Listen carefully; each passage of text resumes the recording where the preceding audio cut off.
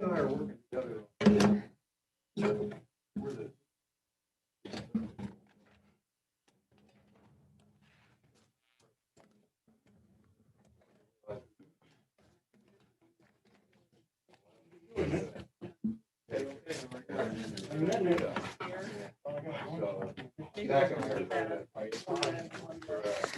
probably copies.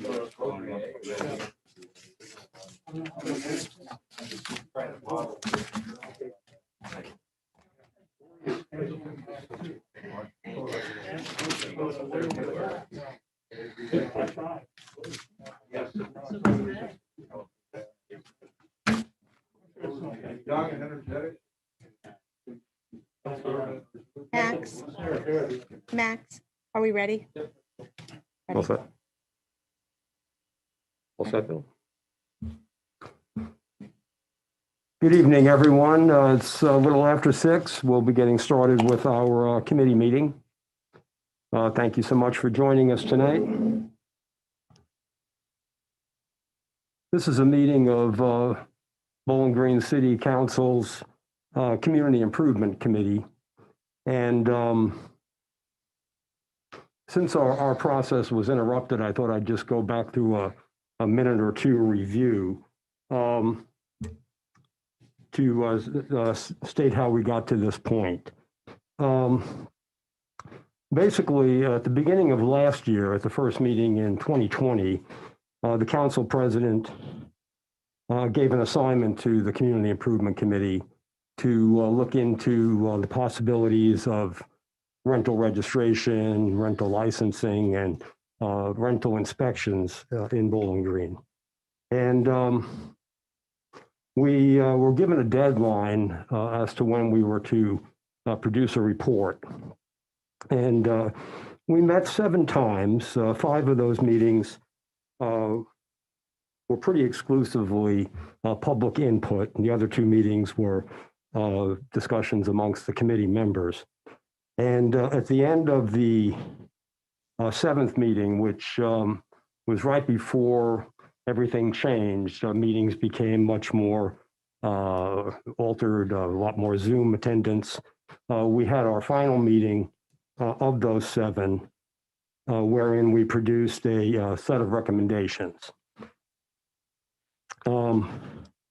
We then had a committee of the whole meeting in November of last year, where we basically reviewed the 7 meetings and the recommendations that were created. And that was November of last year, and the process has been fairly dormant until tonight. So I'm happy to be resuming this issue.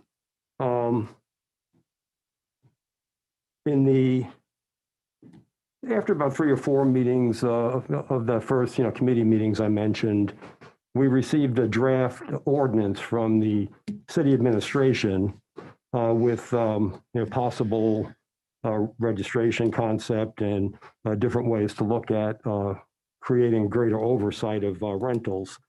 And I'm bringing that up because it's relevant to what we're looking at tonight. So, we had that draft introduced in the midst of our committee process. And the committee continued doing its work and exploration and discussing the issue with stakeholders. And the city draft was then ultimately used in our recommendation meeting. We looked at what the city had recommended and tried to agree with aspects and tried to build on what we were given in the middle of the process. One thing that happened at the November meeting was we recognized that this is an issue that interests a lot of stakeholders in town. And we felt that when we did resume with the process, that we would first talk about the easiest aspect of this to address, which is creating a rental registration system, a rental registry. And that's the chief reason for this meeting tonight is to look at that aspect of the coming legislation. Bill, do you have anything to add, having been through those 7 meetings? No, other than to point out to Mark Hollenbaugh that we actually did get started before 6:05. Excellent. And I think that the discussion that the council committee as a whole had, we were faced with a number of decisions. One was to go with all of it at once. Another was to go through with the registration first. And it's a combination of being the simplest part, if you will, as well as the needed, necessary foundational part from which the rest of it springs. So it made sense chronologically as well. And there was another option, which was to dual track it, have the registration part go through with its own ordinance, and then begin the drafting process for the more difficult, more challenging part to follow behind. And because of the nature of the times we're in, where renters are having difficulty, landlords are having difficulty, we're having difficulty getting public comment, it seemed prudent to go forward and get the registration all set first. And then it's a question of, at some point, come up with the rest of it. So I think that's like I said, I think that's very prudent. And if tonight we can get further along with the registration, I think that's good. And then we can, once we get that going, and when things open up more, it would be good to tackle the licensing and inspection. Thank you, Bill. Yeah, you mentioned that this may be a legislation unto itself. It's also possible that it may just be sections of a bigger piece of legislation, which I think is an important distinction. And I bring that up because that's how we received it. We basically have received an entire proposed chapter 121, and the registry aspects are 2 sections out of the 8 or 9 sections included. So it's my hope that we discuss this, move this ahead as quickly as possible, but that in the name of certainly not losing the more difficult aspects, and I think the greater protections for renters, that this is a piece of a bigger ordinance. Yeah, I like the way that it was sent to us, where we can implement one part of it and then later implement the other part. The only question I would have with respect to the blending is it might be prudent to have a portion of the definitions included when we set up the registration part. And simply having registration without licensing and inspection is really not going to accomplish much. So it's with the mind that we have this set up first, and then we move on to what the needed next step. Thank you, Bill. And Jeff, of course, you're new to the committee, having joined us after the 7 meetings I mentioned. Do you have any initial thoughts or opening comments?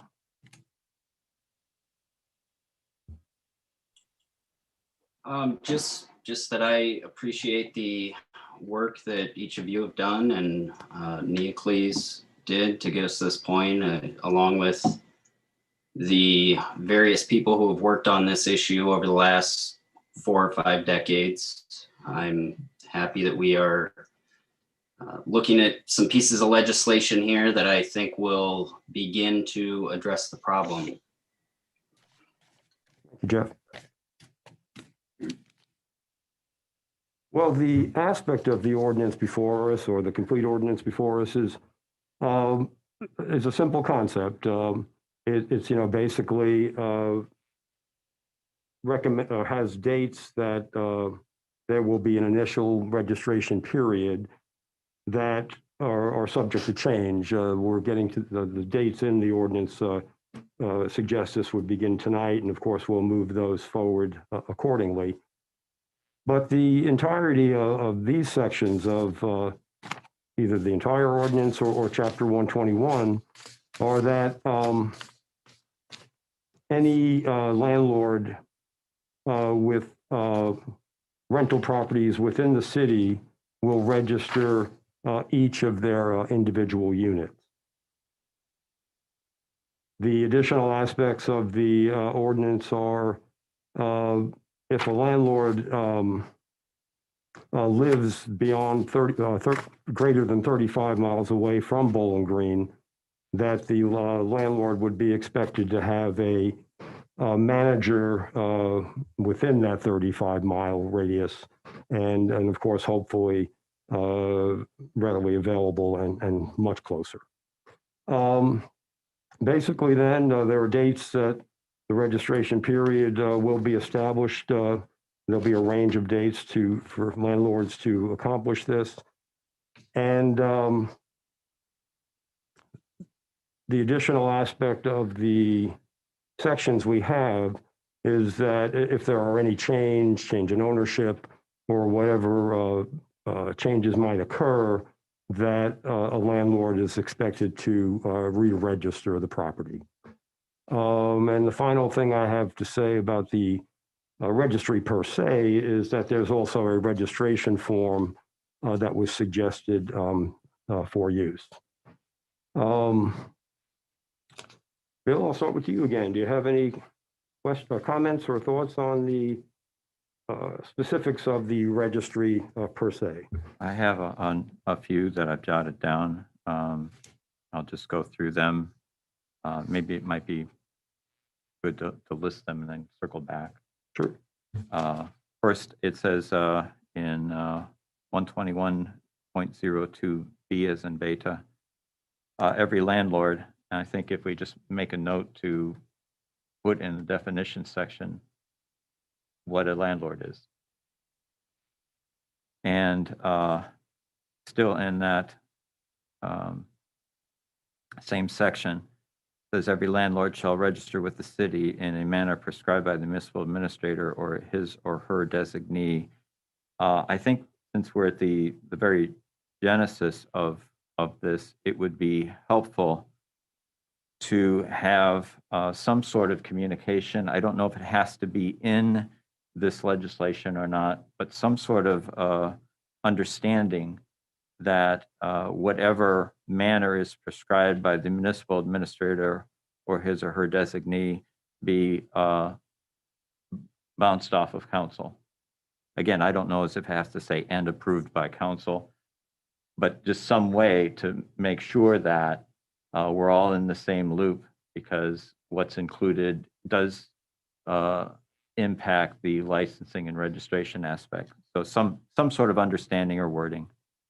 And then there is in the second wave of legislation, there is some exclusion. And I would say for simplicity's sake, that we would at some point, either in this legislation or as a part of the follow-up legislation, that it have the same exclusion that is in section 153.03 of basically the fair housing portion of our ordinances. So some reference, and whether it's here or elsewhere, but something like every landlord other than those who are excluded in section 153.03. So just so far, define landlord and some sort of feedback from council with respect to the manner prescribed by the municipal administrator or designee, and then exclusions as referencing 153.03. And so that's three things. Also, what I have found is in reading all of it, the way that we framed our recommendations in the April 6th report, which I'm using as the basis of making sure that the legislation conforms with what we had recommended. We were envisioning registration, licensing, inspection.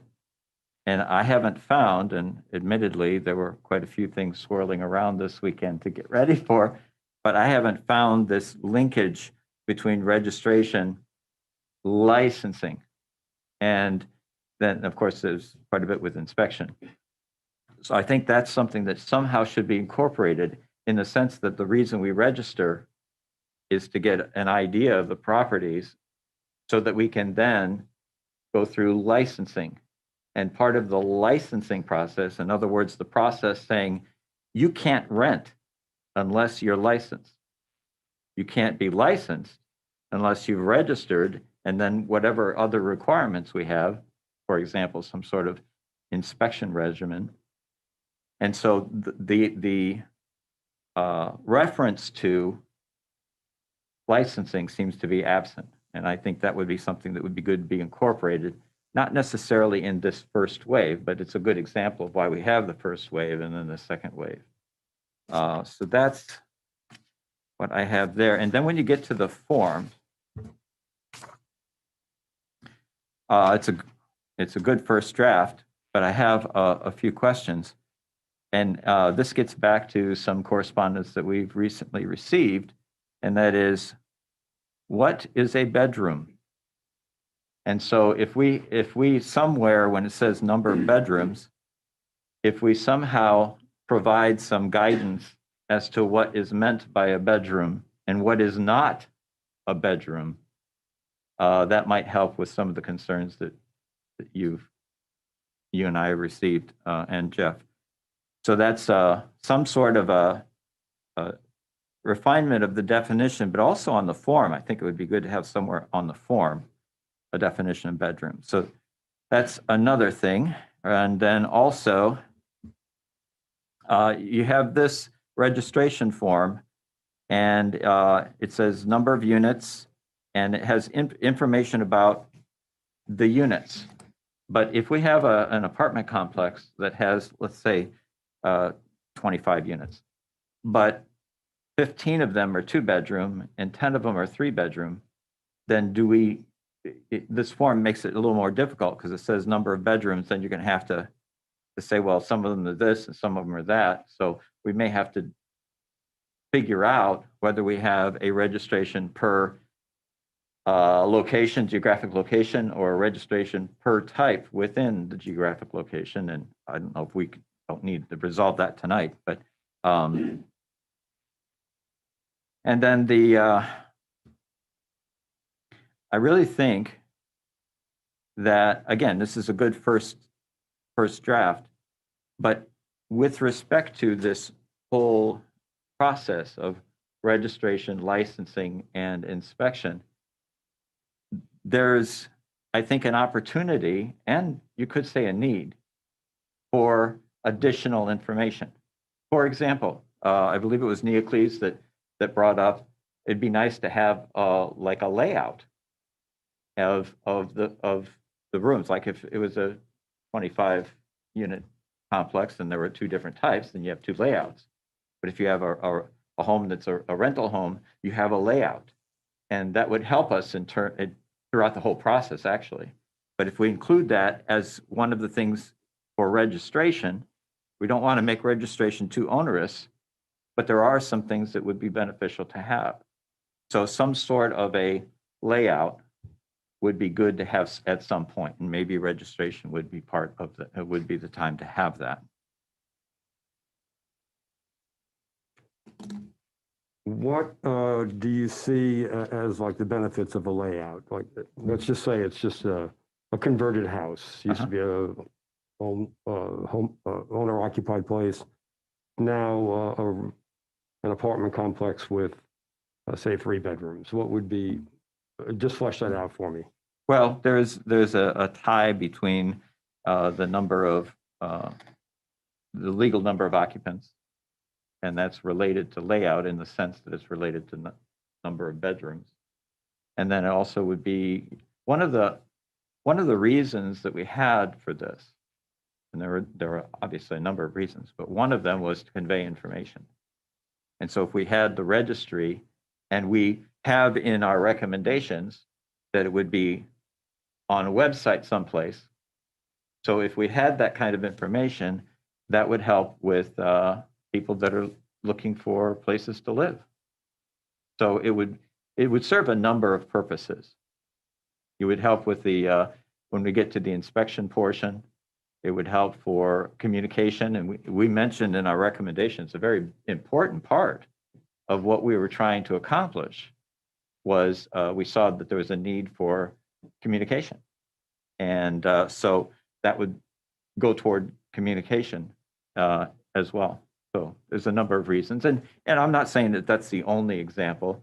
It's just that it may take some brainstorming or something to see if there is a sweet spot between not making it onerous to fill out, but also get the information that would be helpful to us. And we certainly, it is possible to go overboard, and we want to avoid that. Thank you, Bill. Jeff, do you have any thoughts on that, or any other thoughts? I think Bill made some great points. I guess for me, a sketch of each unit would be over the line as far as what I would consider onerous. I mean, at the point that all we're talking about is registering properties, there's quite a bit of information that I would like to have, but I think the form that the administration provided here does a very nice job of handling all of the basics.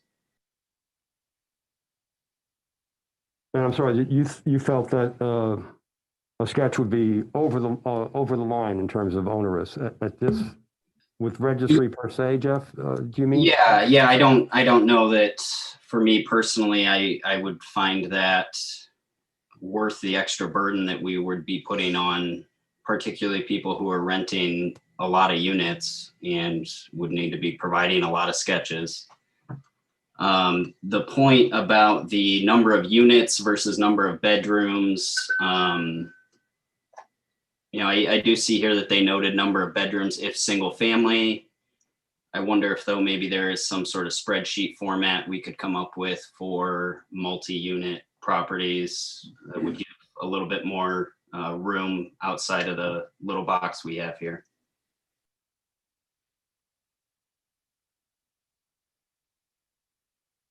Thank you, Jeff. I'm not sure where I will ultimately land, but a sketch seems to me to be less urgent than an accurate statement of how many bedrooms a given unit has. And as we know, that has implications in general, but certainly after the Yoder law case, it's become a really key aspect of Bowling Green's rental situation. But I don't think we need to resolve that tonight, Bill. I think we'll see where all of our peers stand on that.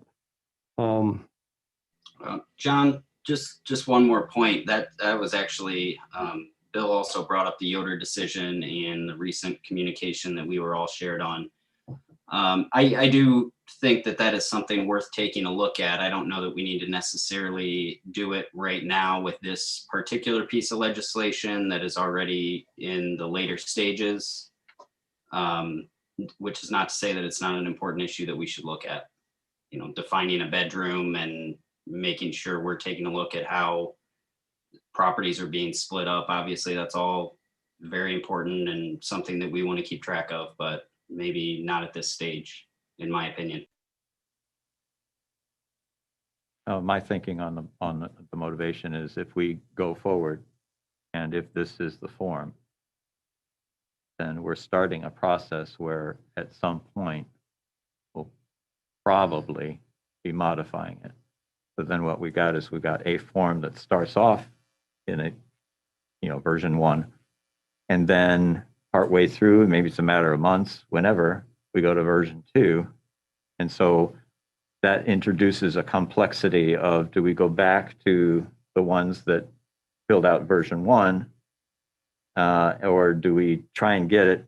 I mean, regardless of what we do, it will be updated. I mean, as we get more information and gets a track record, it'll be revised. But if we can take a little time, and it doesn't have to be now, because we could go ahead, if these others are taken care of, we can go ahead and introduce this, within a month or so, because it's already written. So if we do something like add a definition of landlord and add a definition of most of what I said here, then we can kind of be tweaking the form as we go. And in fact, we probably wouldn't even need the form in the legislation. It was attached for our convenience, but it doesn't have to be part of the legislation. So we can go ahead, make changes hopefully the changes I specified, and then just begin to work on the actual, continue working on the form, which, as I said, has a very good start.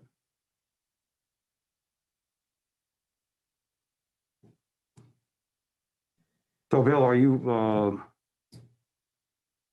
course, we're not prepared to define things this evening. Are you suggesting we have another meeting to do those definitions, or? Well, I know this council loves spending a lot of time working definitions. But if we just simply directed the city attorney, or requested the city attorney is more like it, to provide the changes that we agree on, then, it's not like we're dealing with historic preservation. We should be able to get this going within the next meeting or two. Again, because we're taking registration first. And then once we get that going in the pipeline, we can begin in earnest, and hopefully it'll be closer to the time where we can get public input in a more robust manner. Sure. And go from there. So, John, if I may, I do see in the inspection ordinance, which will actually be part of this same section and this same chapter, and I guess I'm still trying to wrap my head around why the two were divided and why we're debating one without the other when it's very much part of the same process. 121.01 though is a definition section that I believe will be appearing before the section that we are discussing right now. So it looks like Mr. Marsh has already started the definition section. Bill, do you have any issues with the way that things defined there are matching up with the registration section?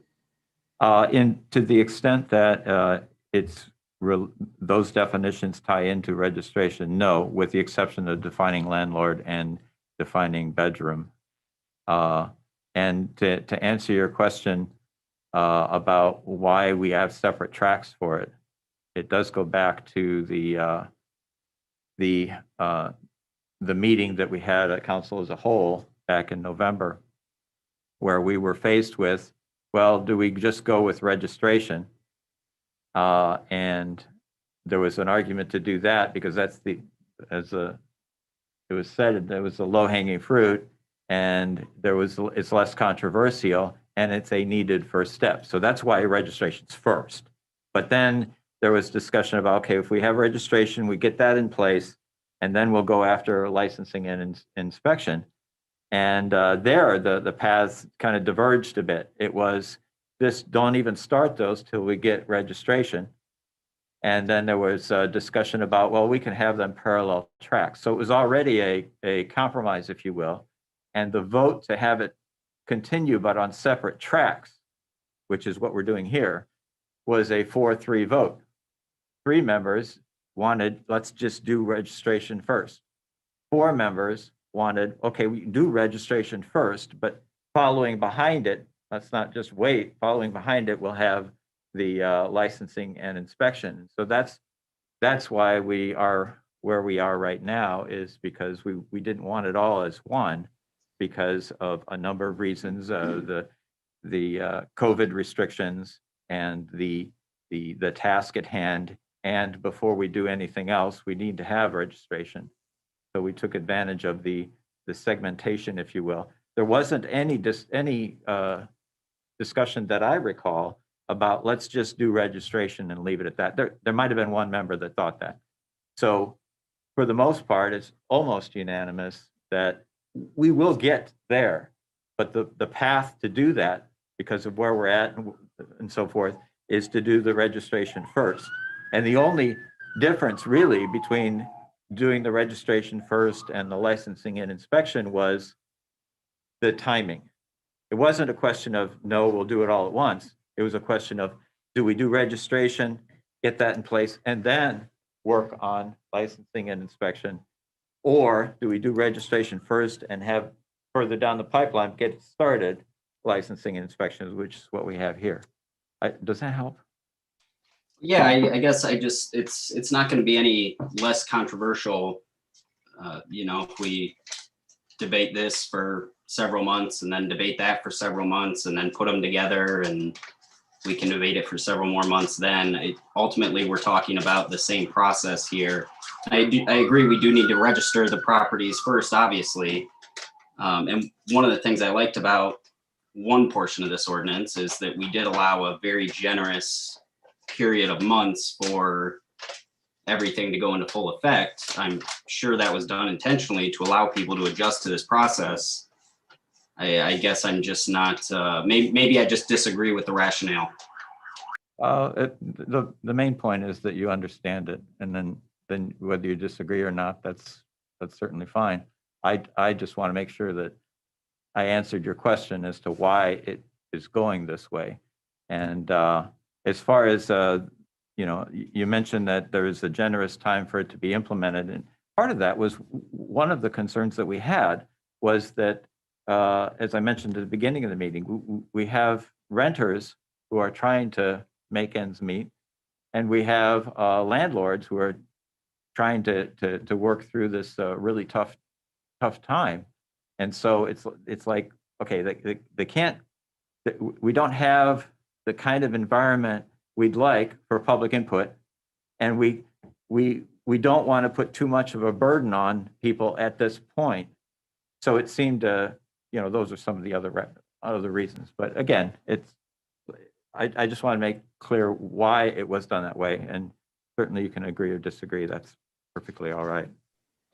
I think we are hopefully coming out of a period right now when we had fewer apartments rented in the city of Bowling Green than probably any time in my lifetime, certainly. Students were not returning for in-person class, so it seems like a time of very high vacancies would be a great time to do inspections.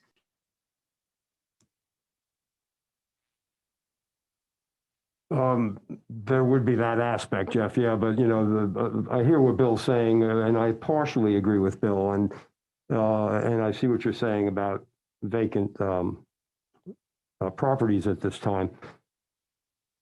I'm going to speak for President Hollenbaugh since, and hopefully he'll correct me in the next meeting if I'm incorrect, but it was President Hollenbaugh who was talking about the pandemic and felt that we should separate this out and do the registration separate and then look at the more controversial aspects.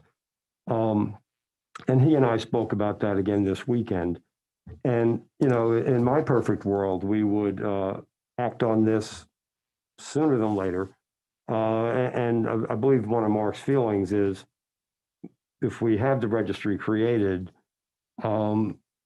it will establish dates and there'll be a generous period. It's a 9-month period right now that is in the ordinance to give people time to register. It'll be a similar period, I imagine. But I would hope that shortly after the presumed passage of this, that we begin to tackle the more controversial issues sooner than later. One thing that I'm conscious of, and perhaps we're all conscious of, is that we will soon have a bigger venue to have meetings in. And one of my thoughts coming into tonight was, let's see if there's any specifics about the registry per se, but I think that this group should then schedule another meeting in the bigger venue to talk about the entire Chapter 121 we've received and how it is either consistent or inconsistent with our recommendation in the name of moving forward the entirety of it. We had 7 meetings, we had a lot of input. And as one person said during the meetings, it's really been a 50-year discussion in Bowling Green. It isn't like the 7 meetings were the opportunity to communicate. This has been a long-term topic here. So, just to, I guess, try to be more succinct, what I hope we can do is request added definitions, as you're saying, Bill. Vote to move this on to the full council or not, knowing that there might be some amendments. And then look at dates for this group to move ahead with the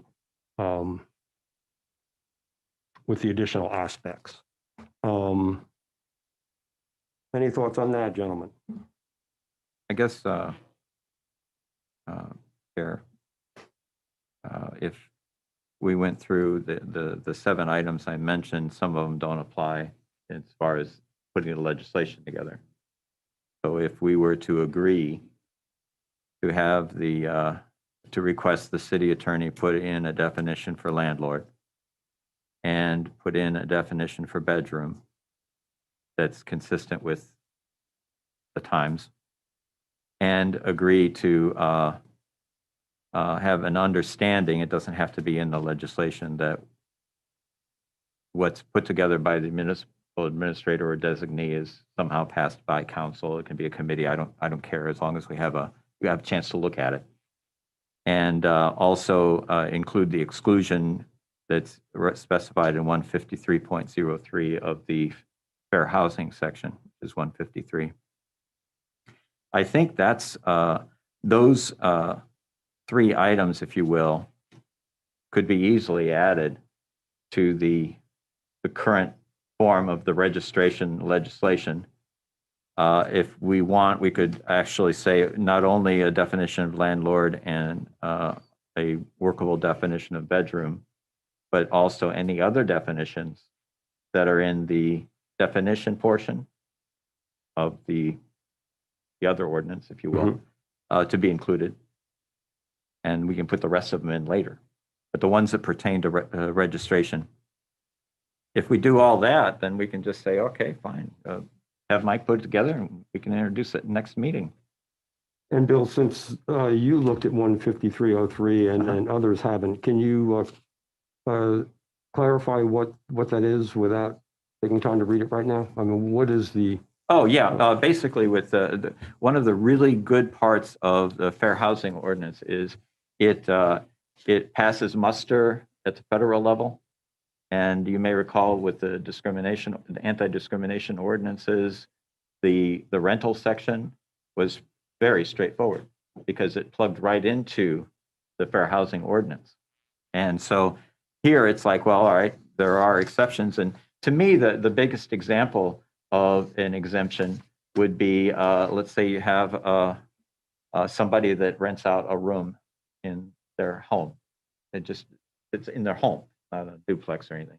That's exempt. And I think that was even in the legislation that we have before us. I believe But it just is say, in the just make it clear and just piggyback it. The 4 sections, I'll try, 3 sections, I'll try not to read them so that I can summarize. It does say section C, any religious or denominational institution or organization or any charitable or educational organization or by or in connection with a religious organization of any bona fide private or, I'm starting to read it. But anyway, there's that section. And Jeff could, he's probably already done it. Look up the codified ordinances 153.03. And he can read that on his own. So that's what I was thinking, just to be consistent.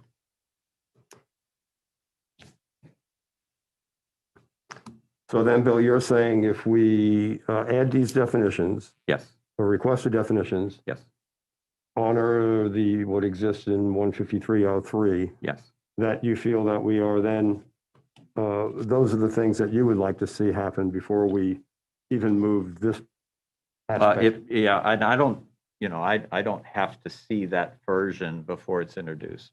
I mean, obviously the weekend before is fine, but the point is that we get this going, and then if there has to be any tweaking like we want, more comprehensive definition of bedroom or something, then we can do that as it's proceeding through. Through its 3 readings? Yeah. Sure. Jeff, do you, is that an okay way to proceed to you?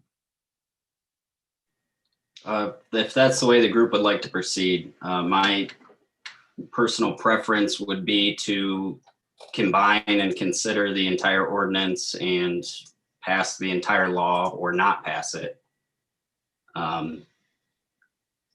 It seems that decision's already been made, so whatever additions Bill feels need to be added here, I think the clarification is always appreciated.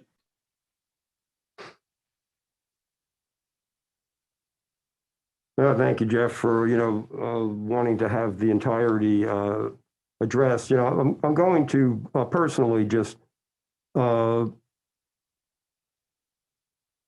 be comfortable with starting with what I call the low-hanging fruit, just to get this going. It's a kind of an announcement to the public that we are taking this up. Here's the first step. My only proviso is that I would like to have this committee meet as soon as, either later in this month or early in April to look at the full chapter and again, compare the chapter to our recommendations. They diverge quite a bit. Another aspect that this committee was asked to work on was to perhaps create a checklist. And, one is included in the full chapter, but I think it behooves this committee to look at the checklist that's been provided and see, what our thoughts are on that checklist, since that was part of our assignment. Bill, do you have any thoughts on that? Oh, on that, I would say sometime in April would be good. The end of March is going to be a little busy for me. Okay. We're going to try as best we can to take some sort of a wedding anniversary trip. Excellent. So, although I could zoom in, I mean, just because it's my wedding anniversary, I could probably zoom in on a meeting. Prefer not to. So we'll just try to make it not on your anniversary per se. That's fine. That's good compromise. So anyway, yes, in April, it would be, I think, beneficial. I know we had a number of checklists when we were having our meetings. Yes. A number of really good checklists. And if there was some way to encourage landlords to present their own checklists, we could consolidate them and because if we took the ideal where we had a checklist that the landlord's already doing, then there's not as much added work. So getting a feel for it, because I was very impressed at some of the landlords had really good lists. And yeah. so if that's something we could kind of encourage the landlords to provide for us, I think that would be mutually beneficial.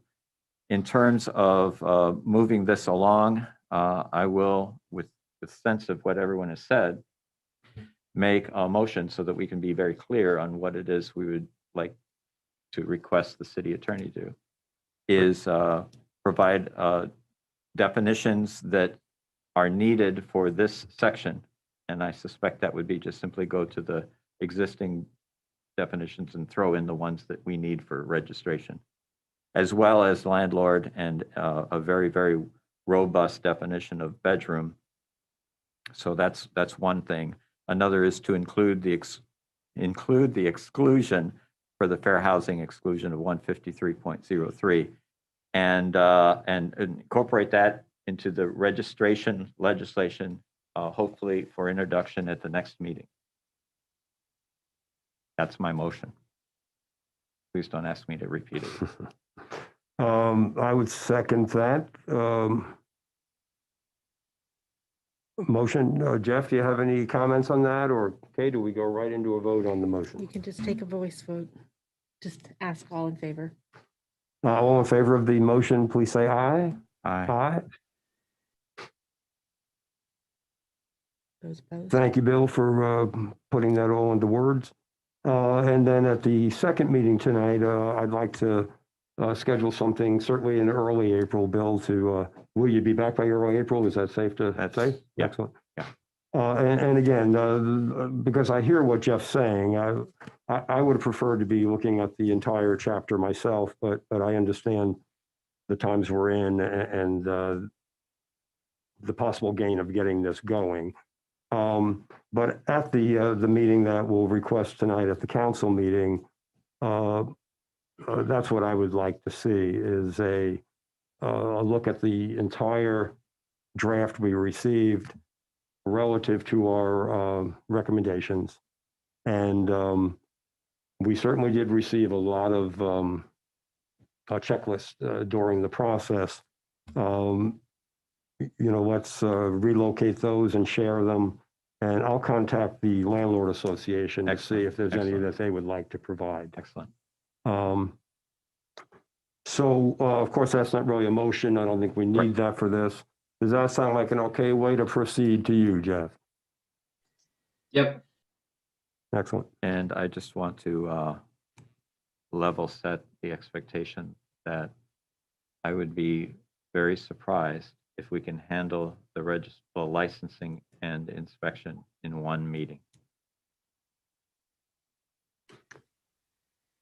Well, I will be too, and that'll be okay, but I just don't want time to pass. No, But, no, we need to keep pressing forward with the understanding that if it takes an extra 2 or 3 weeks, in the grand scheme of where we have, the path we have traveled, it takes an extra couple weeks to get us more comfortably where we need to be, then so be it.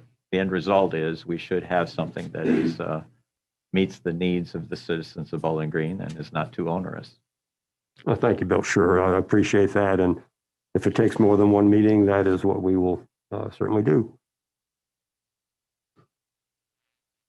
Is there anything else that either of you gentlemen would like to make as part of this meeting? No, just maybe an assignment that we can give ourselves that, like I said, it was a very good first start for the registration information. As we are looking at the entire process, at some point we need certain bits of information to determine A, what do we do need, and the checklist help with that. And then B, where do we want to have it? In other words, is it something we want in a registration? When we do at some point incorporate licensing in all this, is that a place? But just kind of envision what kind of database would be helpful to the citizens, the prospective tenants, the landlords, and envision that, and then just kind of come up with a list, and then we can work with the administration to come up with the registration so that's not onerous, but does give us what we need. Well, even in the draft that we have, there are two forms. There's a form for registering per se, and then there is a self-inspection checklist. Right. So they can exist that independently, of course. Yes, and that was my comment. You envision what the information you need, and then try and figure out where it's best to get that in. Whether on this or the other Yeah. form. Gotcha. Thanks again, Bill. Jeff, any closing thoughts? Nope. Thanks again, Jeff. Thank you very much, Bill. Thank you, everyone, for attending. We're closing the committee meeting. Thank you.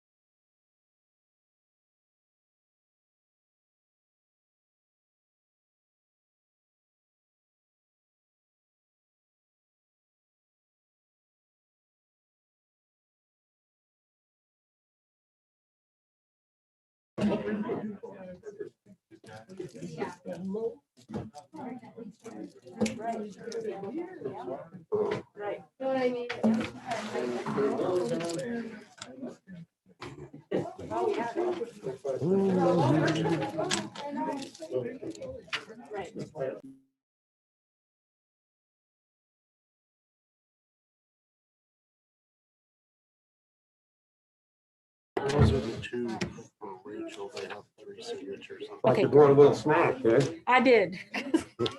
I could feel a nap coming on. Thank you, Mark. Good idea.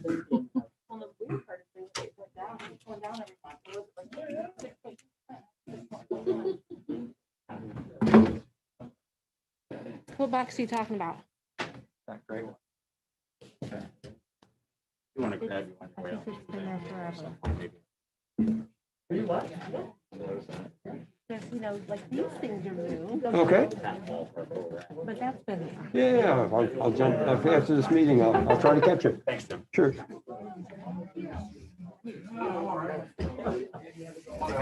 know they have the sweater. It's keeping me breathing. You have a long night ahead. It's a little chilly, but They I only feel like have I one. can feel some air coming in my mask, you know? I hear you. Mhm. Nothing like having a window open. Yeah, I know, that's the big one. Look at the new council. I have not, no. No. Okay. Yeah, she didn't text me that I know of. Let me make sure. Yeah, no. So when are you going to put the rest of your name Too late to turn back now. Go. in? That's right. They would throw it out because it didn't match. Right. I am.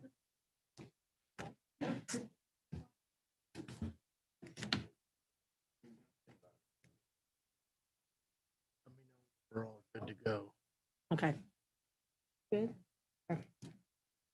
Oh, it's 7:00, so ready? Okay, let's go.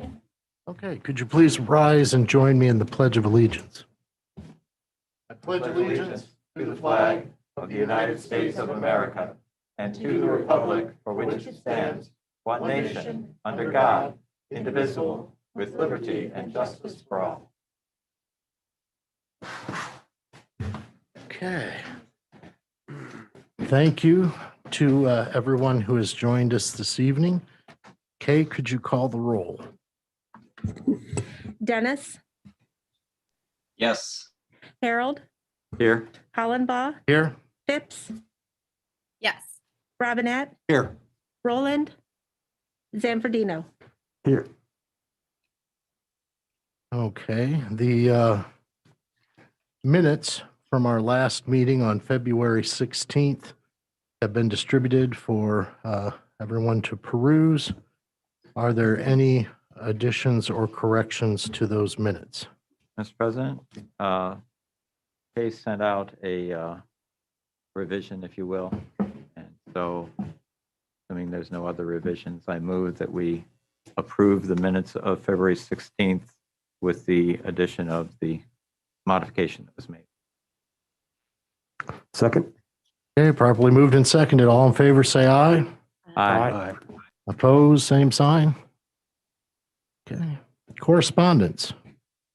Okay, Yes, I have a couple of things this evening.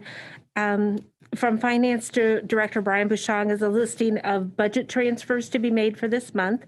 And those were distributed to you prior to the meeting and require your approval. do I have a motion to approve the budget transfers?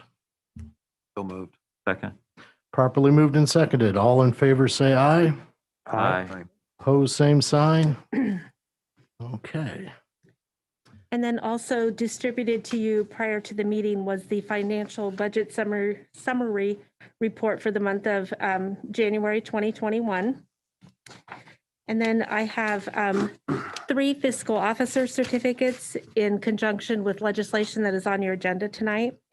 And the first one is in conjunction with the proposed issuance of bonds in the maximum principal amount of $8,885,000 for the purpose of paying costs of constructing, furnishing, and equipping a new city administrative services building, including the demolition of a portion of a building currently on the proposed site as the old city building, clearing and improving those sites, constructing and paving a parking lot and related entry drives, and including landscaping. And another one in connection with the proposed issuance of bonds in the maximum principal amount of $1,115,000 for the purpose of paying costs of improving the city's park and recreation facilities by constructing, furnishing, and equipping a new city park community building, including landscaping, paving an entry drive and parking lot, and constructing a patio. And the third one, if I can get it right, is for the proposed issuance of bonds in the maximum principal amount of $3 million for the purpose of refunding at a lower interest cost certain of the city's outstanding various purpose improvement and refunding bonds that were dated in 2013. And that's all I have. Okay. Do we have anyone signed up for lobby visitation this evening? We have one person, Mary Henkelman. You can ask the president. Technically, no. Okay, then I'll leave it up and I'll just talk as loud as I possibly can. Thank you. I'm Mary Henkelman, Executive Director of the Bowling Green Chamber of Commerce at 217 South Church Street here in Bowling Green. I wanted to address council tonight and invite them to sign up for a program we have coming up next week. The Bowling Green Chamber of Commerce, Bowling Green Economic Development, and Bowling Green State University Center for Regional Development conducted a survey at the beginning of 2021 to gather information on the impact of the pandemic and the recovery for our local businesses. This is a follow-up survey to one we did at the onset of the pandemic. We've received completed surveys from about 100 businesses from Bowling Green, and Demi Hikes, who is the Economic Development Program Coordinator with BGSU, will be presenting the analysis of the COVID-19 Business Impacts and Recovery Study. We hope that this presentation will inspire some new conversations and different ideas to help those businesses struggling to recover. This presentation will be held on March the 10th at 8 a.m. through a Zoom meeting platform, and anyone can register on our website at bgchamber.net. I also wanted to make everyone aware that also on March the 10th at 9 o'clock, we'll be releasing the video of the State of the City address with Mayor Mike Osbacher. This is a pre-recorded video presentation, and you can access it on you'll be able to access it on the landing page of our website. And again, that website, bgchamber.net. Thank you. Thank you very much. Introduction of new legislation. Mr. President, Mr. Robinette. from the Finance Committee, I have a number of ordinances. First, an ordinance providing supplemental appropriations for the current expenses and other expenditures of the city of Bowling Green, Ohio during the fiscal year beginning January 1st, 2021 and ending December 31st, 2021. I also have an ordinance to provide for the issuance and sale of bonds in the maximum principal amount of $8,885,000 for the purpose of paying costs of constructing, furnishing, and equipping a new city administrative services building, including the demolition of a portion of a building currently on the proposed site and the old city building, clearing and improving those sites, constructing and paving a parking lot and related entry drives, and including landscaping, together with necessary and incidental appurtenances and such other costs of those improvements as are permitted by Revised Code Section 133.15 to be funded from the proceeds of securities and declaring an emergency. I also have an ordinance to provide for the issuance and sale of bonds in the maximum principal amount of $1,115,000 for the purpose of paying costs of improving the city's park and recreation facilities by constructing, furnishing, and including landscaping, paving, an entry drive and parking lot, and construction of a patio, together with necessary and incidental appurtenances and such other costs of those improvements as are permitted by Revised Code Section 133.15 to be funded from the proceeds of securities and declaring an emergency.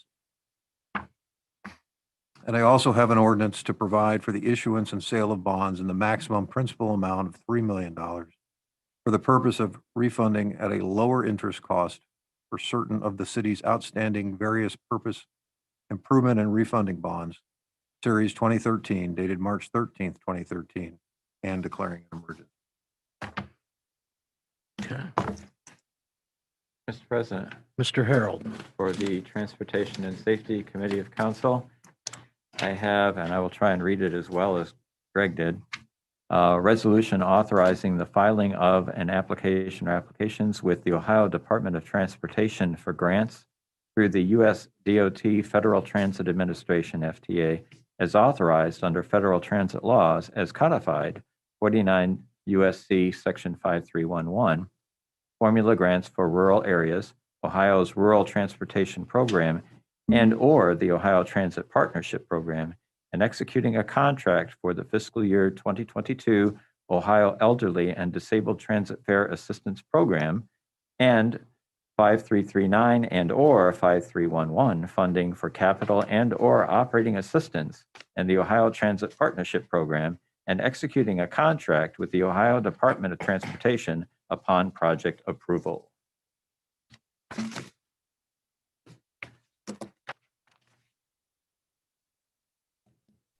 Mr. President, Ms. Phipps.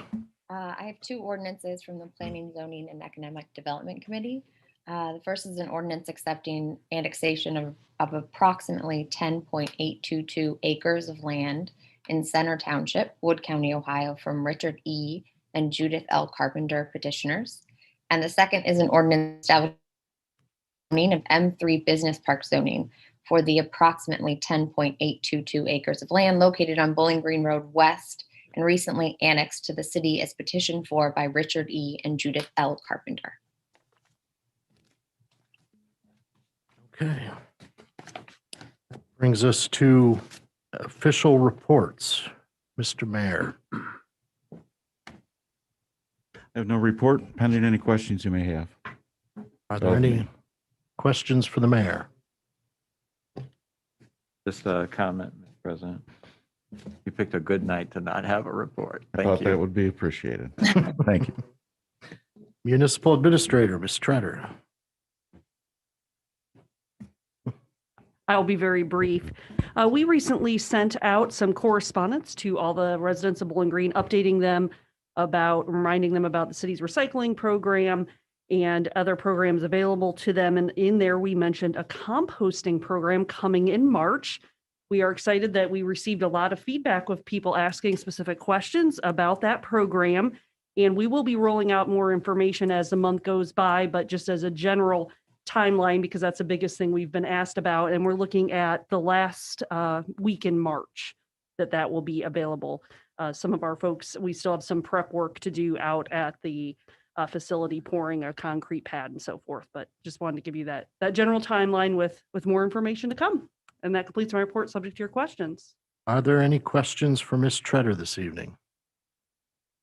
All right, thank you very much. Yep. So with the composting program, the free receptacles that we're giving out, is that going to start at the same time as the drop-off site, or is that going to be a little bit in advance, or do we not know yet?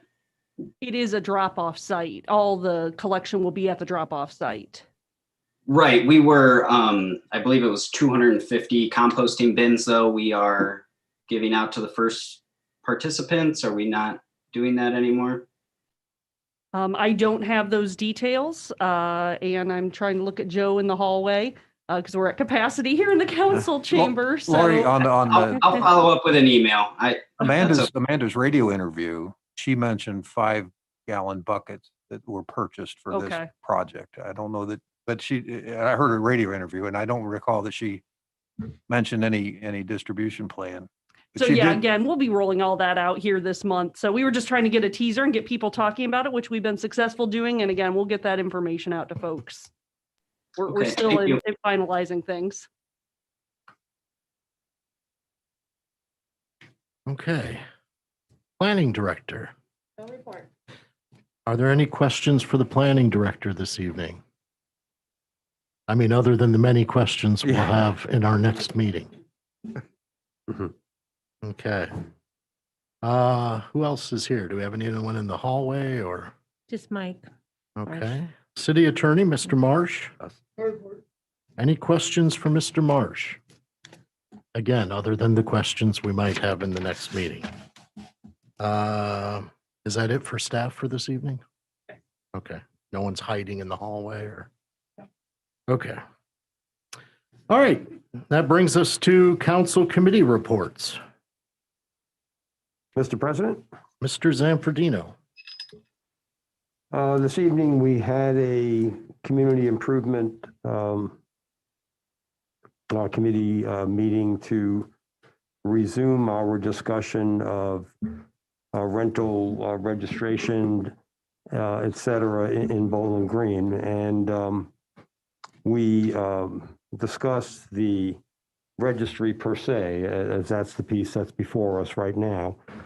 And there was a few recommendations or requests we'll have for Mr. Marsh as we go forward. But the committee also would like to begin to explore the additional aspects of licensing and/or inspections. And we'd like to request a meeting in early April to begin or resume those discussions. Okay, how does our calendar look in early April? At the first meeting, we'll only have a public hearing that's going to be scheduled by Councilmember Phipps at 6:45. And on the 19th, we don't have anything scheduled yet.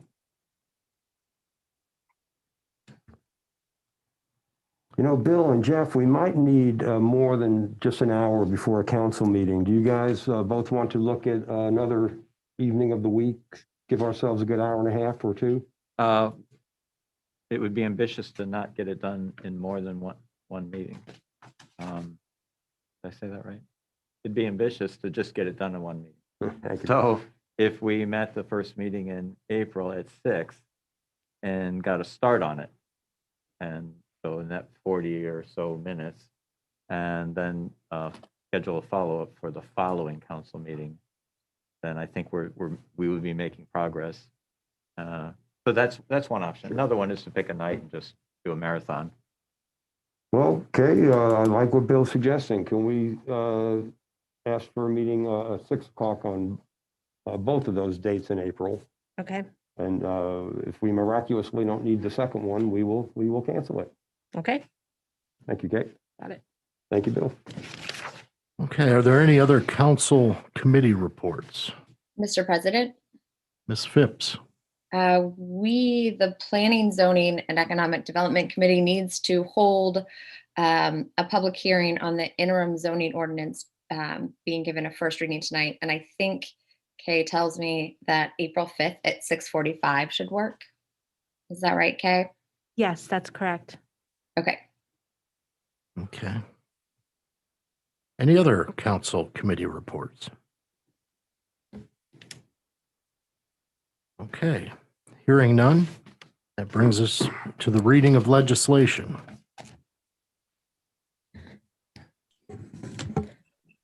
Legislation for first reading. Resolution number 3790 for first reading. Resolution authorizing the filing of an application with the Ohio Department of Transportation for grants through the U.S. Department of Transportation Federal Transit Administration as authorized under federal transit laws as codified 49 U.S.C. Section 5311. Formula grants for rural areas, Ohio's Rural Transportation Program and/or the Ohio Transit Partnership Program, and executing a contract for the fiscal year 2022 Ohio Elderly and Disabled Transit Fare Assistance Program, and 5339 and/or 5311 funding for capital and/or operating assistance, and the Ohio Transit Partnership Program, and executing a contract with the Ohio Department of Transportation upon project approval.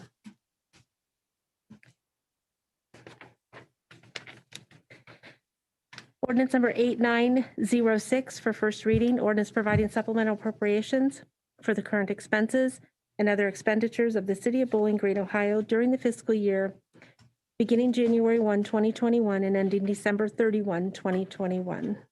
Mr. President, Mr. Robinette, I move to suspend the rules and give ordinance 8906 its second and third readings. Second. it's been properly moved and seconded. Is there any discussion? Kay, could you call the roll? Harold, Yes. Hollenbaugh, Yes. Phipps, Yes. Robinette, Yes. Zanfordino, Yes. Dennis. Yes. Okay. The rules have been suspended for ordinance 8906. Ordinance number 8906 for second and third reading. Ordinance providing supplemental appropriations for the current expenses and other expenditures of the City of Bowling Green, Ohio during the fiscal year beginning January 1, 2021 and ending December 31, 2021.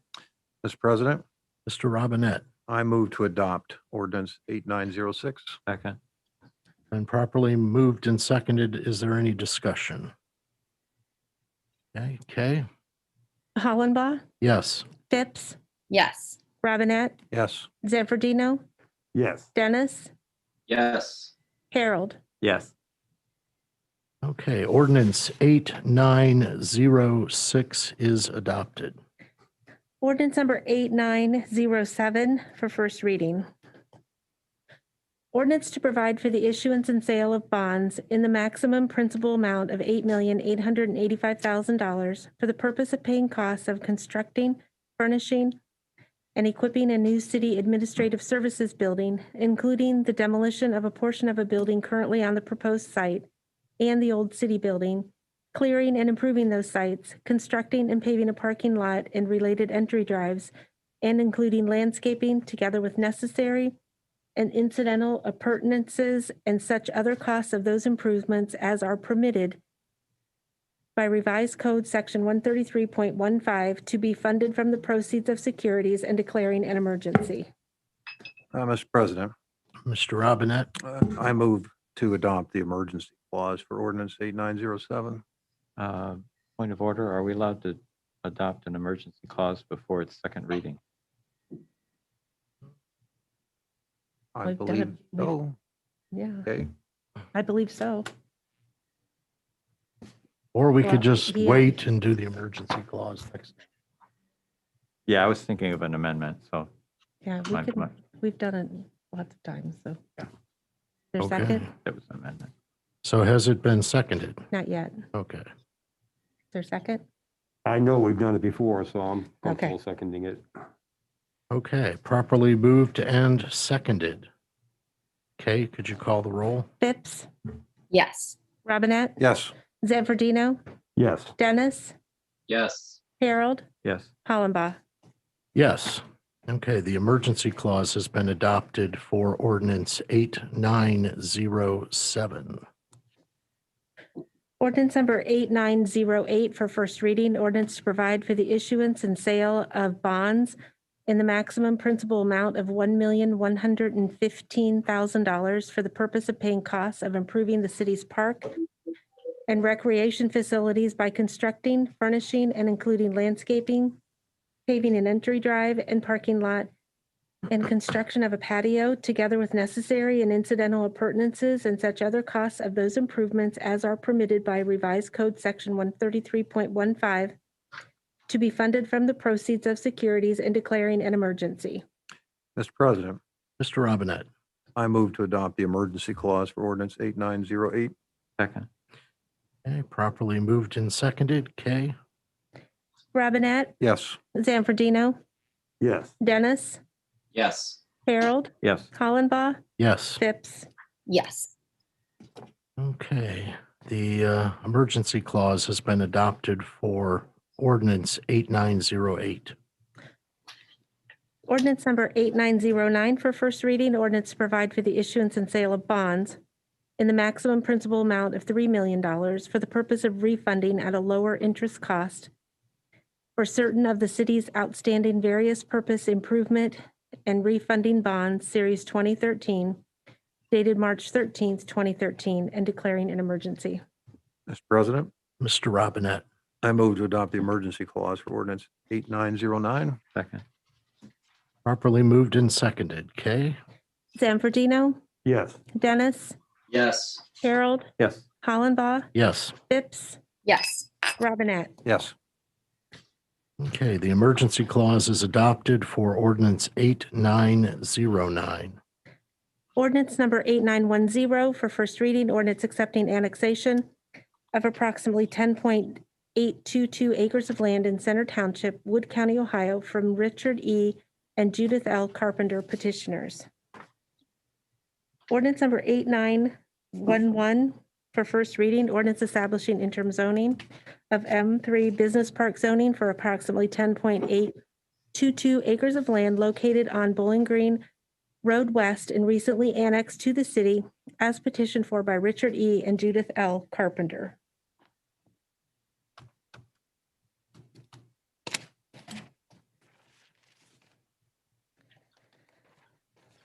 Legislation for second reading, and I will note that the agenda that most of you might have the numbers are incorrect, so I have corrected that. So when I say the number, it's the right number, not what the agenda says. So ordinances for second reading. Ordinance number 8903 for second reading. Ordinance certifying unpaid cost of weed mowing to the county auditor for placement on the tax duplicate. Ordinance number 8904 for second reading. Ordinance authorizing the utilities director to enter into a real estate agreement for the exchange of real estate between the city of Bowling Green and McEwen Realty. Ordinance number 8905 for second reading. Ordinance authorizing the utilities director to advertise for bids and enter into a contract or contracts for the transformer replacement at Gypsy Lane Substation. Legislation for third reading. Ordinance number 8901 for third reading. Ordinance authorizing the municipal administrator to enter into a contract with Hall and Associates Incorporated for design and engineering and to advertise for bids and enter into a contract or contracts the construction of a Marks Communications Tower. Mr. President, Mr. Robinette. I move to adopt ordinance 8901. Second. Properly moved and seconded. Is there any discussion? Okay, could you call the roll? Dennis, Yes. Harold, Yes. Hollenbaugh, Yes. Phipps, Yes. Robinette, Yes. Zanfordino. Yes. Okay, ordinance 8901 is adopted. Mr. President, Mr. Harold. I move that we excuse Sandy Rowland. Second. Okay. Properly moved and seconded. All in favor, say aye. Aye. Aye. Opposed, same sign.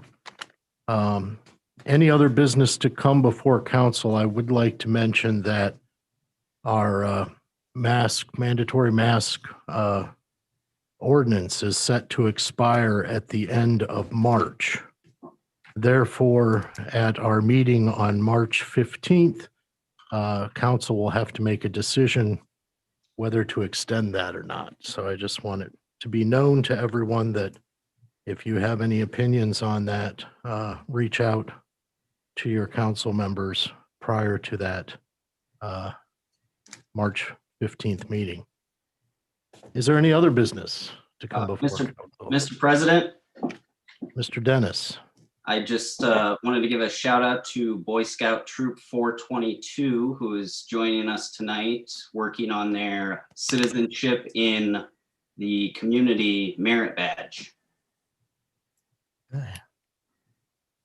Outstanding. Hopefully this was a very exciting experience for them, and they can stick around for the historic preservation discussion.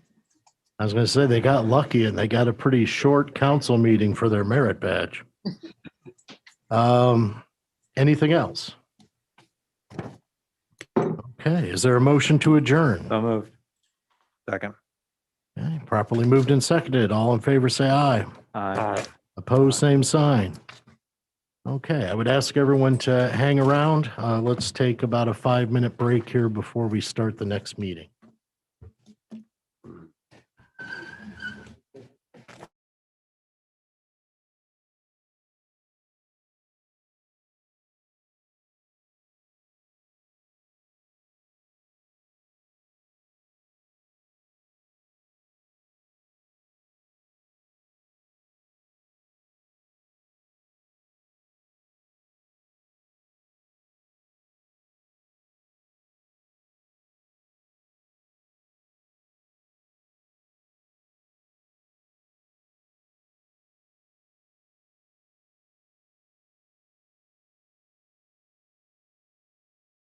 Just hit that once. And it'll start. Yep. So like we'll just run it up and if this like stuff. Yeah, I don't want, I mean, if it's a 5-minute break, I don't want people, these are hot mics, I don't want people to hear it, so. Okay.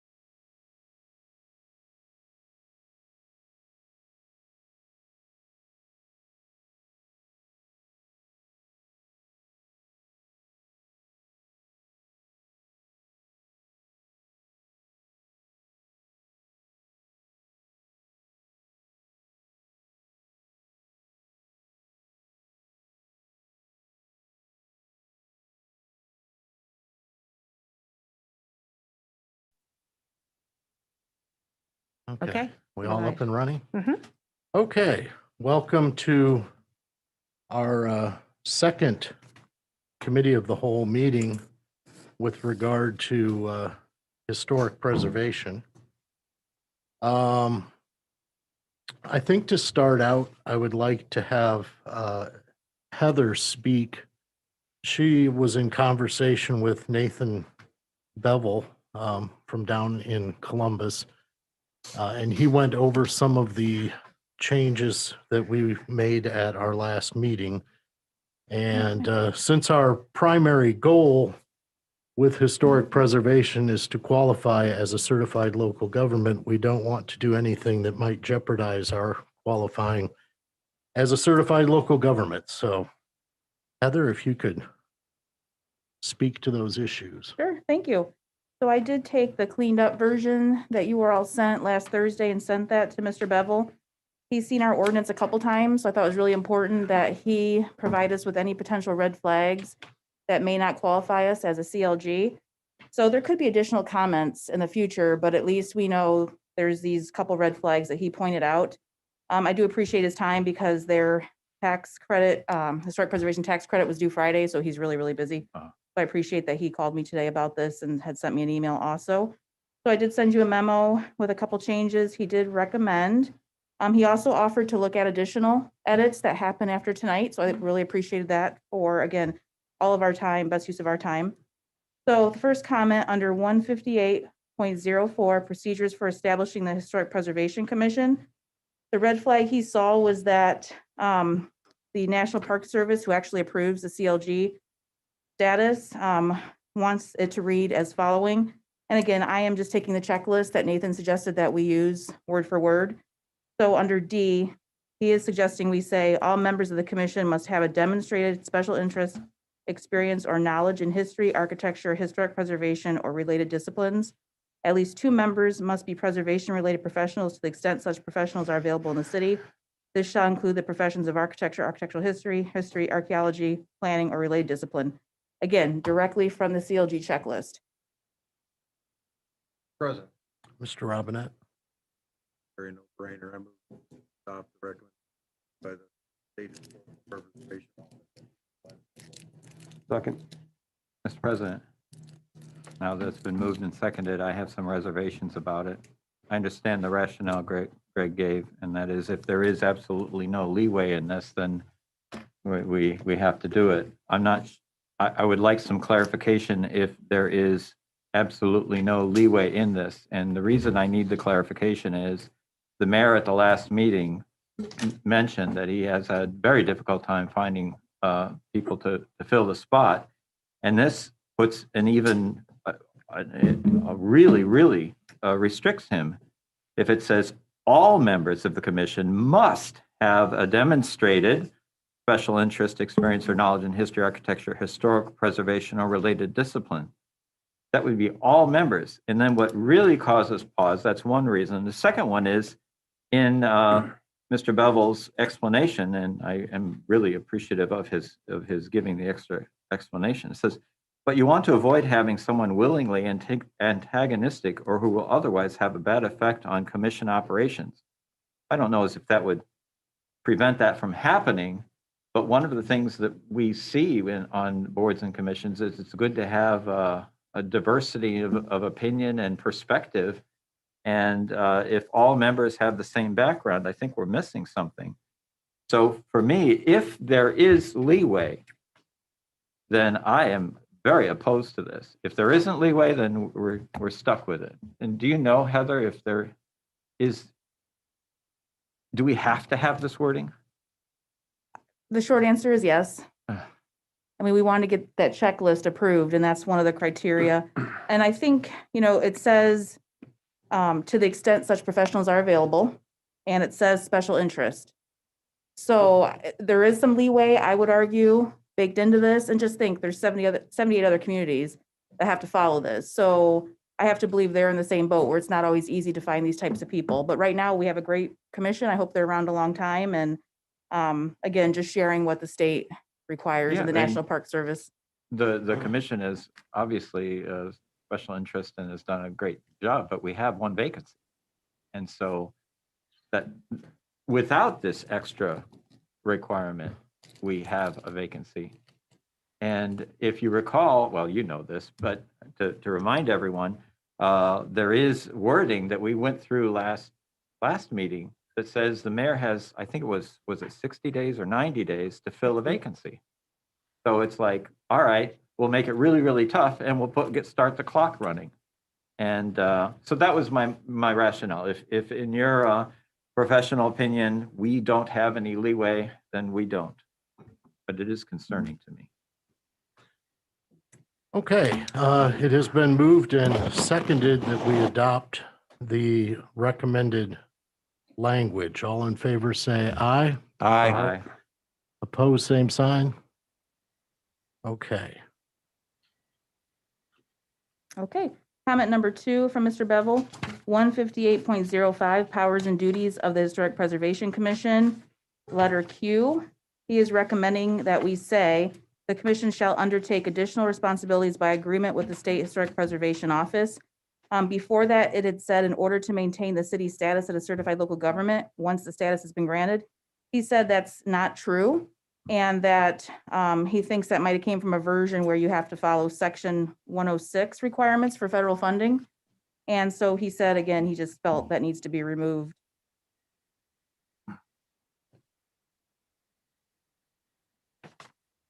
Okay, do I have a motion to remove that and correct Q? Mr. President, I move that we adopt the version again suggested by the State Preservation Office. Okay, Second.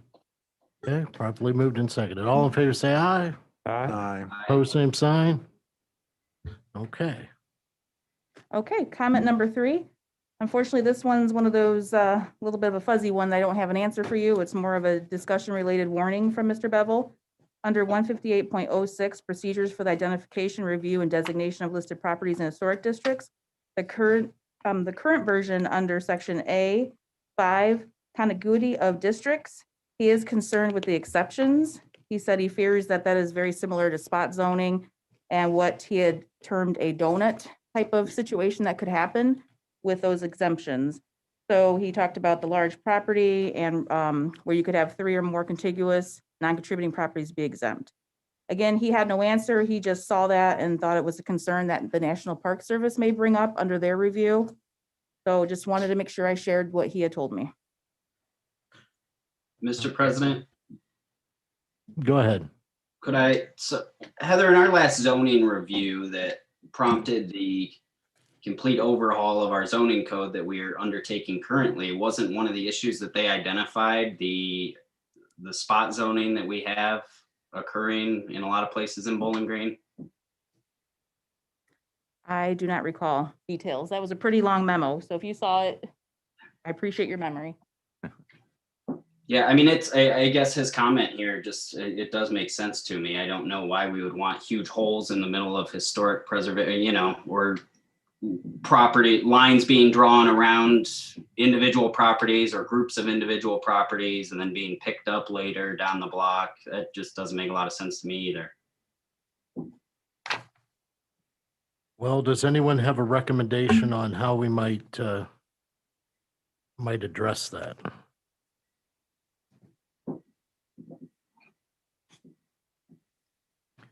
The shape of the district must not resemble any pastry. Mr. President? Yeah, go ahead. I mean, this is verbatim from the HPC's, draft as it was proposed to us. And I have always kind of had a question about this. I don't know why this is included. I would be comfortable striking all of the highlighted language. But if someone from the HPC wants to give us some background, but I don't think it's necessary in 158.06. Would, yeah, please.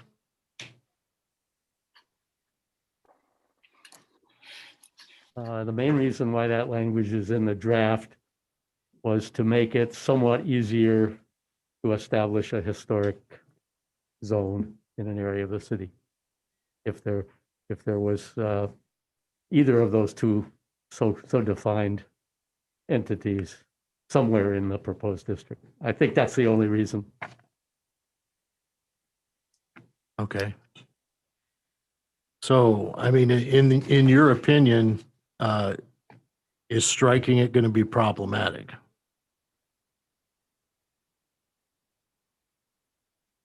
Come back to, he needs to come back to the microphone, please. Right. Bill just asked which section it is. Can you, somebody just mention that again quickly? Which section is it? 158.06A, Okay, and then number 5, letter 5. B, step 1, yeah, I Roman 5. don't know that I can speak for the whole commission on this. I don't think that it, if you removed it, I don't think it would undermine the opportunity to create historic districts in some of the other ways we have argued. It was meant to give us a little extra leg up, but I think that's all I can say about it. Okay. Because the language change says the commission shall work in good faith. Oh, yeah, that was an internal change. That wasn't, that was. Right. Well, Mr. President, my view is that the omission of the highlighter language does very little to weaken the overall objective of this legislation. I think if it helps make it more amenable to approval by the state and the parks, I'd support it. Okay. Rachel, did you want to make a formal? Sure. Mr. President, I move that we strike the highlighted language from 158.06A Roman numeral 5. Second. Okay. It's properly moved and seconded. All in favor, say aye. Aye. Opposed, same sign. Okay. What do you have next?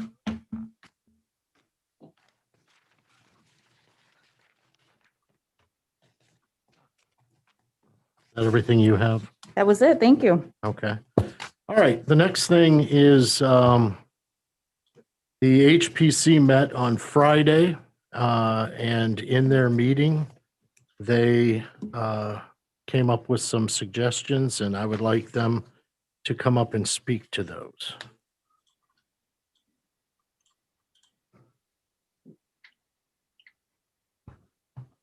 John has asked me to do this, but I have two things that I want to briefly comment on. One of them is the memo that you received from us dated the 28th. And I want to mention that Chris is the person who did that on behalf of the commission, and we are very grateful for that. The other one is just a point of omission, which I think you all agreed to at one point in 158. Let's do this first because it's easy. 158.05E 5. It says the local register must include at its inception existing historic districts and individual properties, et cetera. You need to get rid of that because we don't want that to be the case. We want all proposed districts and individual properties to have to undergo HPC and city council review before getting the protections that are designed in this ordinance. If we follow this, we would have to immediately list without any further discussion the Boomtown, Main Street, and Needle Hall, and the post office building. And I think HPC does not intend to do that. This is left over from a very early draft of the document. We should have caught it, but we didn't. And I'm sorry, Les, where is that exactly in the It's document? in the version, the revised, edited version that Heather prepared, the one that we've just been looking at. It's 158.05E, number 5. Okay, so is your suggestion that we remove 5 altogether? Or- Yes. Okay, so anyone want to make a motion to remove number 5? So move, but only with the understanding that 6 will become the new 5, et cetera. Uh-huh. I'll second it. All in favor, say aye. Aye. Opposed, same sign. Okay, 5 is gone, 6 is 5, et cetera. Okay, thank you very much. Okay, So the other thing, briefly, I think that you all know sufficiently the reasons for the proposed reintroduction of a definition of listed property. Chris comments on it in her remarks. And also the historic overlay zone revision of language was mainly to get rid of the reference to archaeological significance, because there are different kinds of significance that we want to consider, not just archaeological. No comment on the landscaping, the non-contributing property. Again, I think you have the background there, the reasons for that proposed language.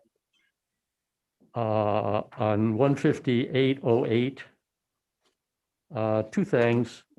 This is as you have formerly seen it, except for the addition in line 2 of the phrase "as appropriate to the historic era of the property." Chris pointed out to us at the last meeting that there may be some more contemporary eras, maybe the 50s, 60s, where it was part of the design of a structure not to include landscaping. So it would be inconsistent and inappropriate to demand landscaping in any such instance in the future, should an HPC in the future want to propose a historic district. Otherwise, that remains the same. And the last thing I want to point out, the intent of this 15808 is not to impose any regulation on landscaping at all beyond the 2 specific things listed. In every other respect, as far as we're concerned, whatever the city presently does about landscaping is what applies. But we believe that essentially to try to improve the bad apples that exist in this city, that these 2 provisions would make a significant difference to the quality of any historic district that we might propose. So I think that's, if what I've said is clear, that's all I need to say. okay. With regard to the recommendation on landscaping, I'm assuming we're going to discuss landscaping later. So we can take that into account when we discuss landscaping, when we get to 158.08. With regard to the definitions, we have listed property, historic overlay zone, landscaping as a definition, non-contributing property. Is there a motion to approve any or all of these? Mr. President, Yes, I go ahead. move that we adopt each of the definitions proposed by the HPC. Okay. Do I have a second? Second. Properly moved and seconded. All in favor, say aye. Aye. Aye. Oppose? Same sign. Okay, so that takes care of that. With that being said, let's move on to, and I'm open to suggestions to expedite things, but only to expedite things, not to slow things down. I thought maybe we would want to hopefully briefly, go back over the things that we did last meeting in case there are any corrections, changes, or additions that need to be made, all up through 158.06 prior to going on to 07. Mr. President, Mr. I Robinette. would like to bring up one section that I think has some inconsistencies that we may or may not want to change.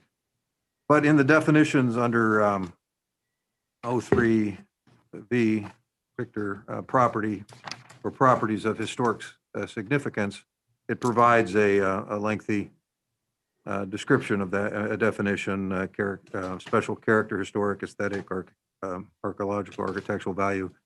That language is used again, that definition is specifically referred to again in 15806A2.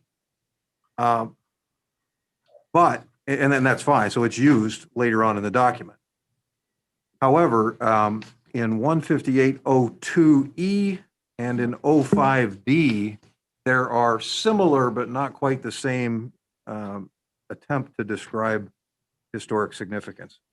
And they're not the same. I don't know that it's a significant enough difference that we need to change it. I just want to point it out. Again, the first place to look would be 15802E, where it says preserving properties which reflect elements of the city's cultural social. Let's see. Yeah, and then heritage, and then again in 05D, where it has similar language, but it's not exactly the same as what's in the definition. So it looks like those three sections might have been developed with the same motivation, but at slightly different times or something. So my question is, do we want to make them the same, or does it matter? I frankly don't care. I just wanted to bring it up so we could decide whether to move on or change it. Okay. Change them, I should say. But there is continuity between the definition and the one spot that I could find where the definition is specifically referenced. Sorry to bring it up, but I read it, I noticed it, so I felt obligated to So, point it out. I mean, are you suggesting then that we go to those places and make sure that the description of historic significance is the same in all three spots? Well, is that the intent? I mean, it looks to me like we're trying to describe the same features, but we don't exactly. And I don't know that it's significant enough that it weakens the code. Again, I noticed it, so I'm pointing it out. That's all I can say. I saw it. Are there any suggestions from those of you out there in the ether?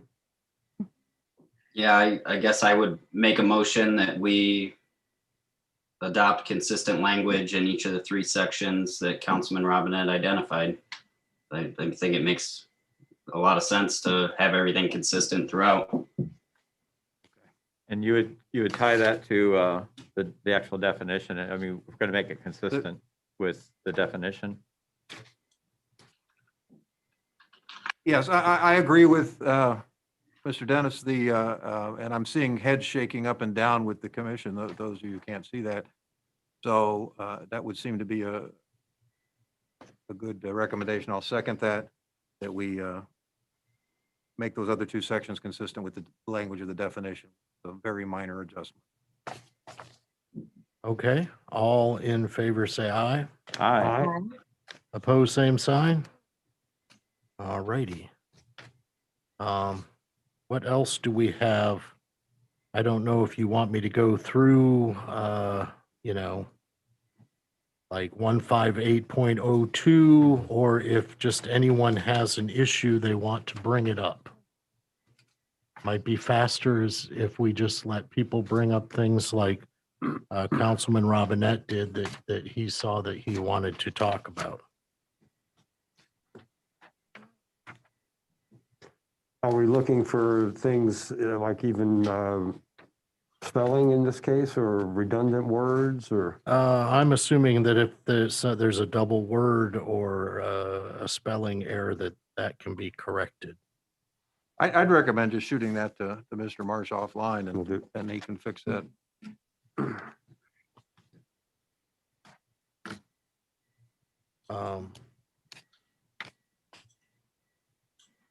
Is there anything else? I sure appreciate the work that Heather and Mr. Marsh did to capture the first meeting. So I think that was exceptional to have the redlined copy to look at. Giving other folks a chance to offer suggestions. I do, Mr. President, I do have a question for all of us. On the revised section 15806, since we've seemed to have moved past the earlier ones. I just want to make sure I understand, or that it's clear, because I don't fully understand, but the intent of public hearings throughout the process. Going to step 2, we clearly state that the commission has a public hearing, so that would the first one in the designation process.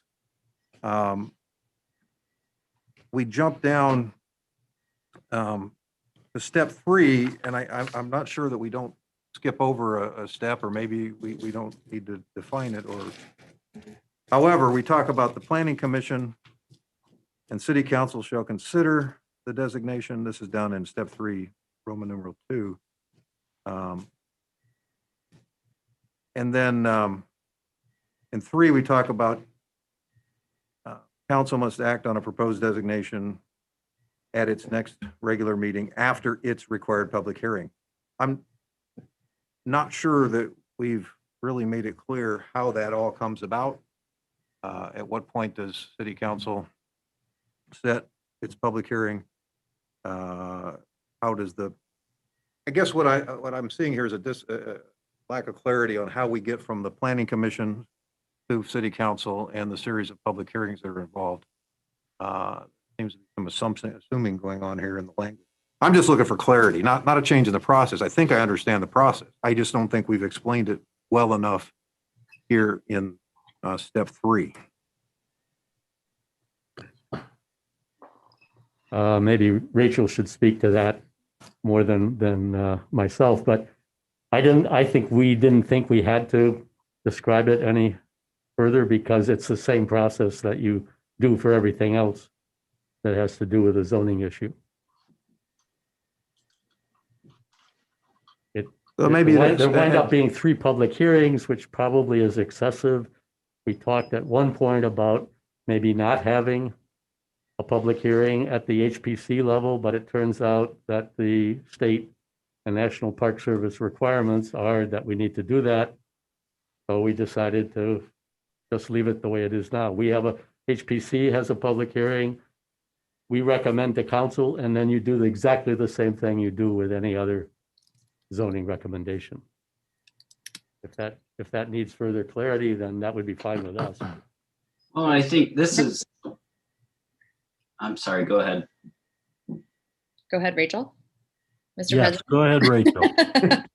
I mean, I hear Greg. I mean, I think that Greg, if at the beginning of Roman numeral 3, we just say after receiving recommendation from Planning Commission, council shall hold a public hearing, then does that address your concern? But yeah, I just want to make sure that was the intent too, that we want to go from the planning commission and that we are requiring the planning commission to have a public hearing. Well, we are not requiring, because Heather suggested or pointed out that the Planning Commission's procedures don't require them to hold a public hearing. So if we required it, we would be changing the way they normally do these things. And so we changed the language to may.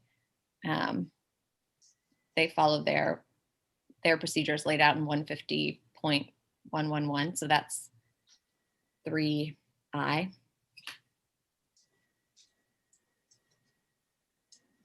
But presumably, I mean, Planning Commission usually does hold a public hearing, so that would be 3 public hearings. And this is just for the establishment of a district, though. This is not for each individual COA application. I mean, how many districts are we imagining we're going to be creating over the next several years? So that probably will not occur very often, right? Well, initially it might, but This would apply to historic districts and the designation of individual listed properties, but it doesn't have anything to do with COAs. So a relatively rare occurrence. Yeah, relatively rare. Well, I mean, I guess, you know. okay. No, I understand. And so I'm good with this as if we're just going to follow our normal procedures, push it through. This isn't anything outside of established procedures for the planning commission. I wanted to make sure that that was the case, that we weren't trying to describe something new and different. So that when council receives the recommendation from the planning commission, we would schedule the public hearing as according to that rules and would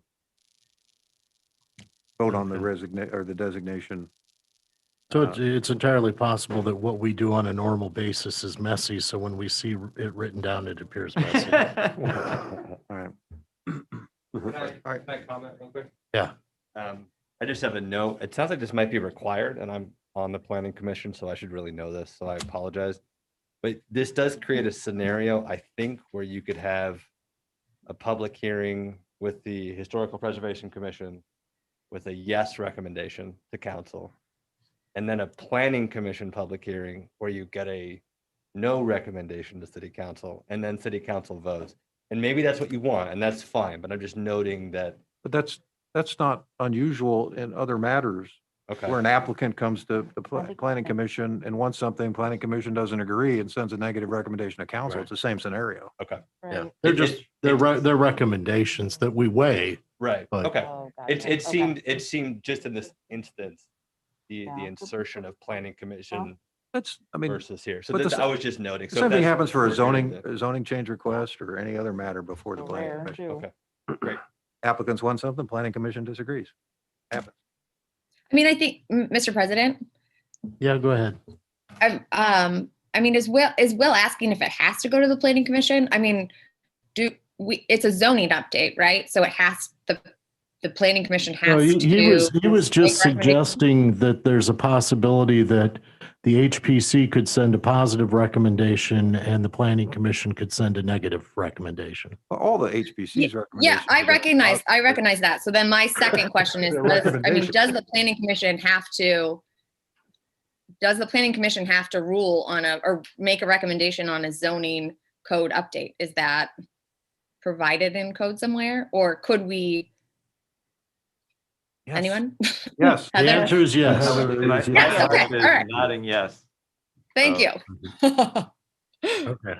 And since we are talking about districts as opposed to COAs, maybe it's worth going through all these different hoops. It's a major thing. So Again, I wasn't challenging the process. no, I agree with that. I wanted to make sure the language and I was understanding it correctly. I'm fine with the process. Yep. That wasn't I'm content to move on from this. Yeah. my issue's been addressed. Thank you. Yep. Okay, what else do we have in the things that we have done so far? Mr. President, I've Yeah. got some updates that I received from Les, and Les, feel free to correct me if this has already been changed, but the version I'm looking at, it does not look like it. Some edits to 15805. B and C, where we list contributing property, that should also include non-contributing property. So the commission may recommend designation as a contributing property or non-contributing property for approval by city council.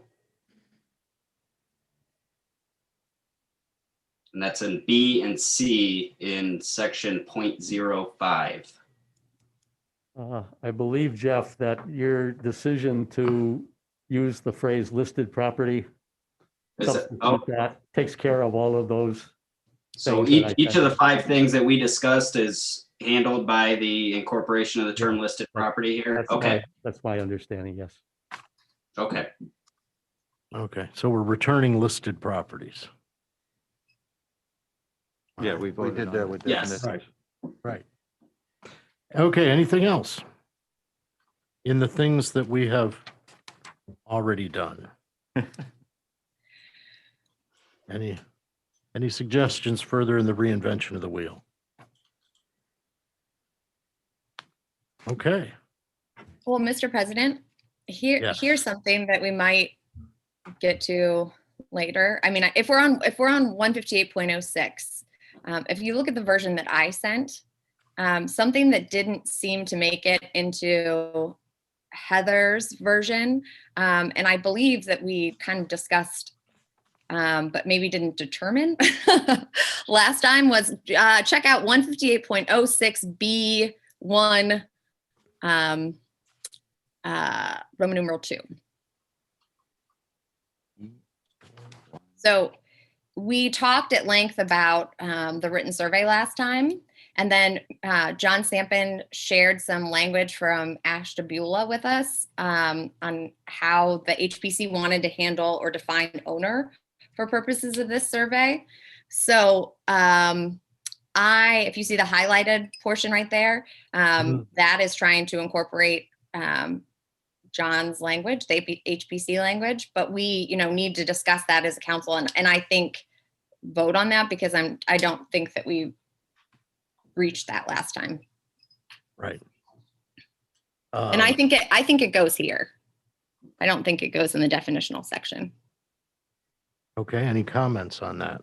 What we have here is, for purposes of the written survey in this section, an owner will have a single vote as to whether to create a historic district, even if such owner owns more than one property within the proposed historic district.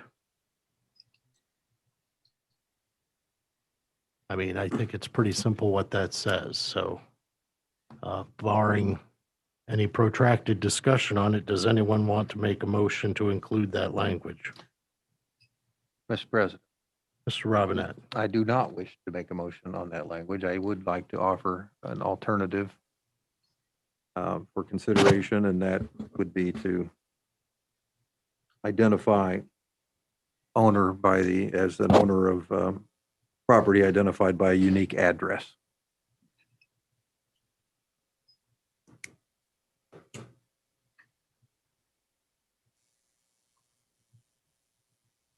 Okay, By unique address, you say, Greg. right. Is that correct? Yes.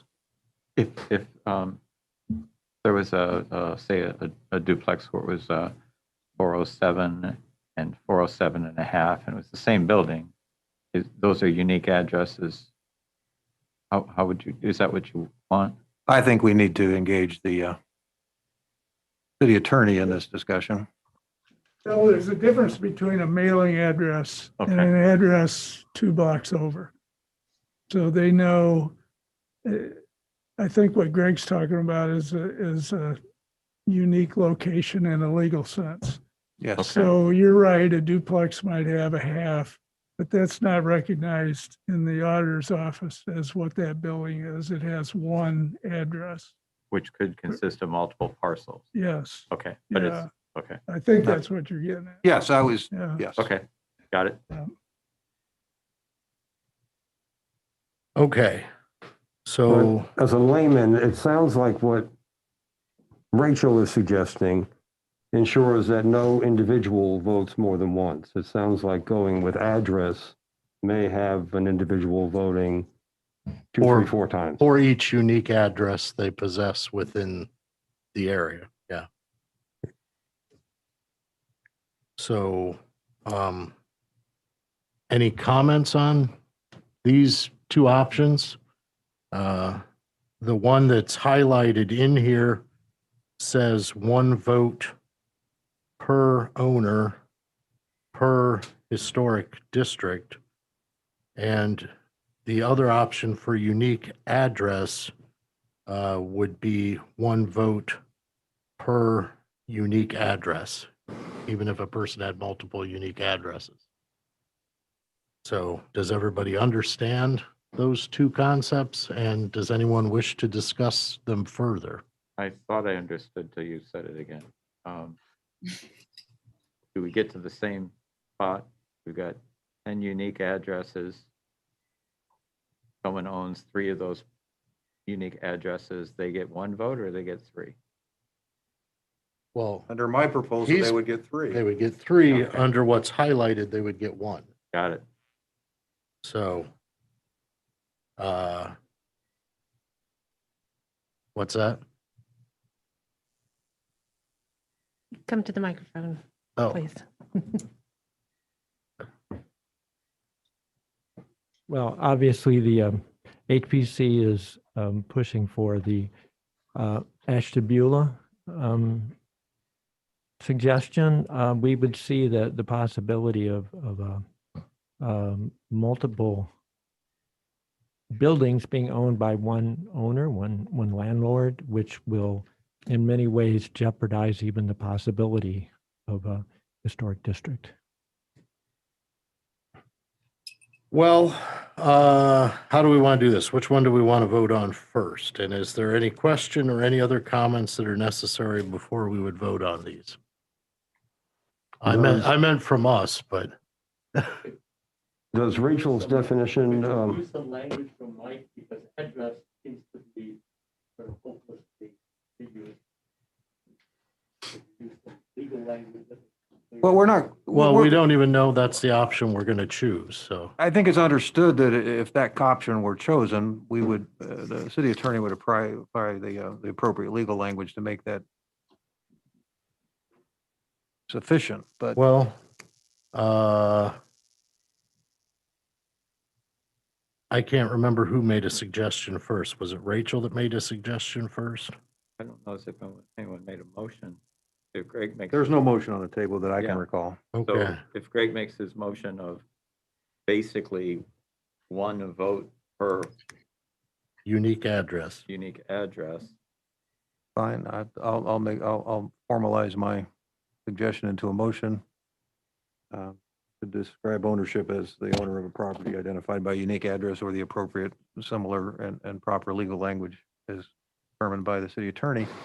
I will point out, though, that all of this, we're still talking about a series of steps in the recommendation of designation that will ultimately end up here at this table to be voted on by city council. At no point in time in this multi-step process is anything delivering to us anything but a recommendation, including the owners.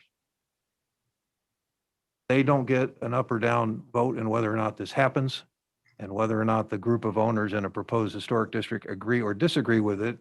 If the commission recommends it, it's still going to end up on our desk here as a city council, and we're still going to have to consider their views. We are the ultimate determiners of this. All of these are recommendations, and we're just describing a process. All I'm suggesting is that a different way of allowing owners of property in a potential designated historic district to share their views with the city as this process moves along. No matter which way we go, the end result is still going to be the same, in that those owners are going to have the opportunity to stand before us at a public hearing and tell us what they think, regardless of how we structure the process that gets it. Just want to point that out. Okay. So, and they will come before us as a single person. They'll have as the opposed option, to 3 well, or they'll have 4. the option to come before us if they Yes. choose to, is my point. Right. all right. So, So, Mr. President, one more question before we take this vote here. If the results of the survey come back and does it still get to us if the results of the survey, if the property owners vote down the creation of the historic district? That's the clarification I wanted to make. It would never come to council, given the way this is written, if a majority of the owners don't vote to recommend. okay. Right, and I wasn't talking about majorities. I'm just, again, we're just Okay. talking about counting. So, it's been proposed, Greg has proposed using unique address as the indicator of votes. All in favor of That that? hasn't been seconded. Well, technically, we don't officially need to Oh, second okay. things, but if you'd like to. Anyone want to second it just for the sake of seconding? I mean, this is an informal structure, but I guess we have been going with seconds, but we don't need a second. Okay. And on that deafening silence, all in favor, say aye. Aye. Opposed, same sign. Aye. Aye. Okay. All right, now for the second one, the highlighted language for purposes of the written survey in this section, an owner will have a single vote as to whether to create a historic district, even if such owner owns more than one property within the proposed historic district.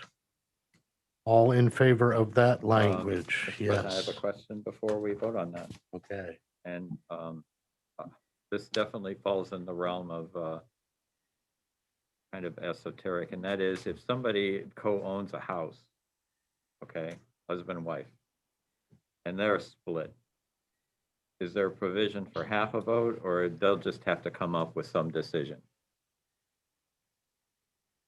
We'll cross that bridge when we come to it. Well, I think, yeah, okay.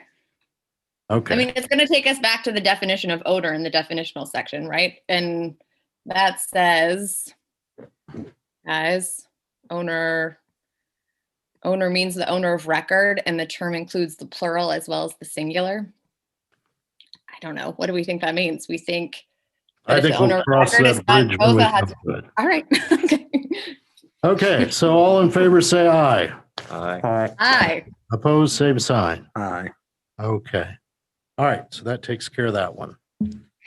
What else do we have prior to 07?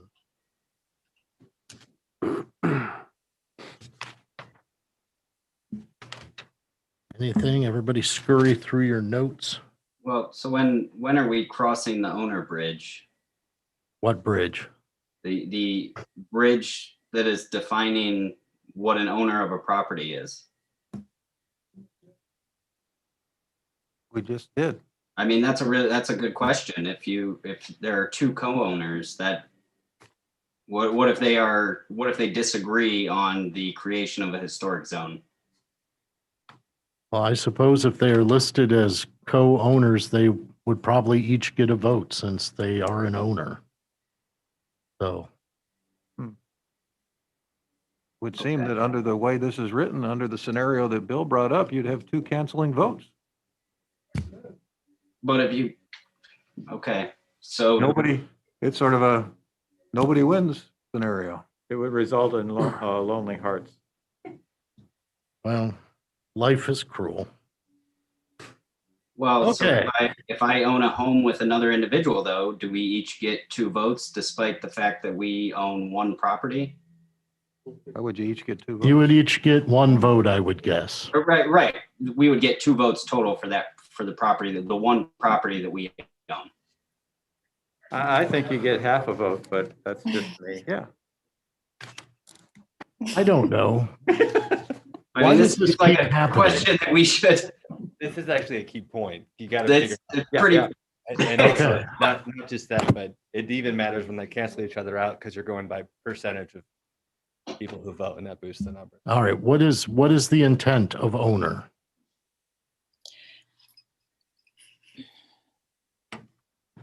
Everybody put your legal hats on and tell me how we get out of this. What do you want? That's how we got into this mess. Welcome to our world. There is no right answer. There's only the answer. Well, the wording that we just adopted says an owner will have a single vote. So that would mean a single vote. Property can be owned by multiple people, can be owned by trusts, can be owned by. It can be owned by a group of people. There are multiple scenarios here of property ownership. Yeah. They can be owned by 501c3s, they can be owned by For-profit businesses. Could be like the Green Bay Packers and they could be owned by everyone. Be owned by publicly traded business. I mean, All right. Mr. President, it's, I Yes, mean, give me a recommendation. it seems like the intent is just for a property within a historic district to have a single vote. So if owner of record is 3 individuals in a trust, they get 1 vote. So I'm not exactly sure how to make that clear, but that's the intent as I read this. And I do agree that it could be clearer. So maybe Mr. Marsh can address that. I'm not sure. So it seems like we have 2 problems here. We have the problem of wanting the language to indicate that each property owner gets 1 vote, but on the other hand, we only want 1 vote per property. And those 2 things seem to be at odds with one another. If you make it 1 vote per property, you're back to the motion you voted down. Yep. But Right. that's the answer to the question. That's Yeah. what I'm hearing. People want 1 vote per property. Well, only in the instance where there are multiple owners of 1 property. Well, So, so you're gonna treat owners different. So I'm- Mr. President, yes. I think it's addressed in this question. It's addressed in the definitional section. So our definition of owner is owner means the owner of record, and the term includes the plural as well as the singular.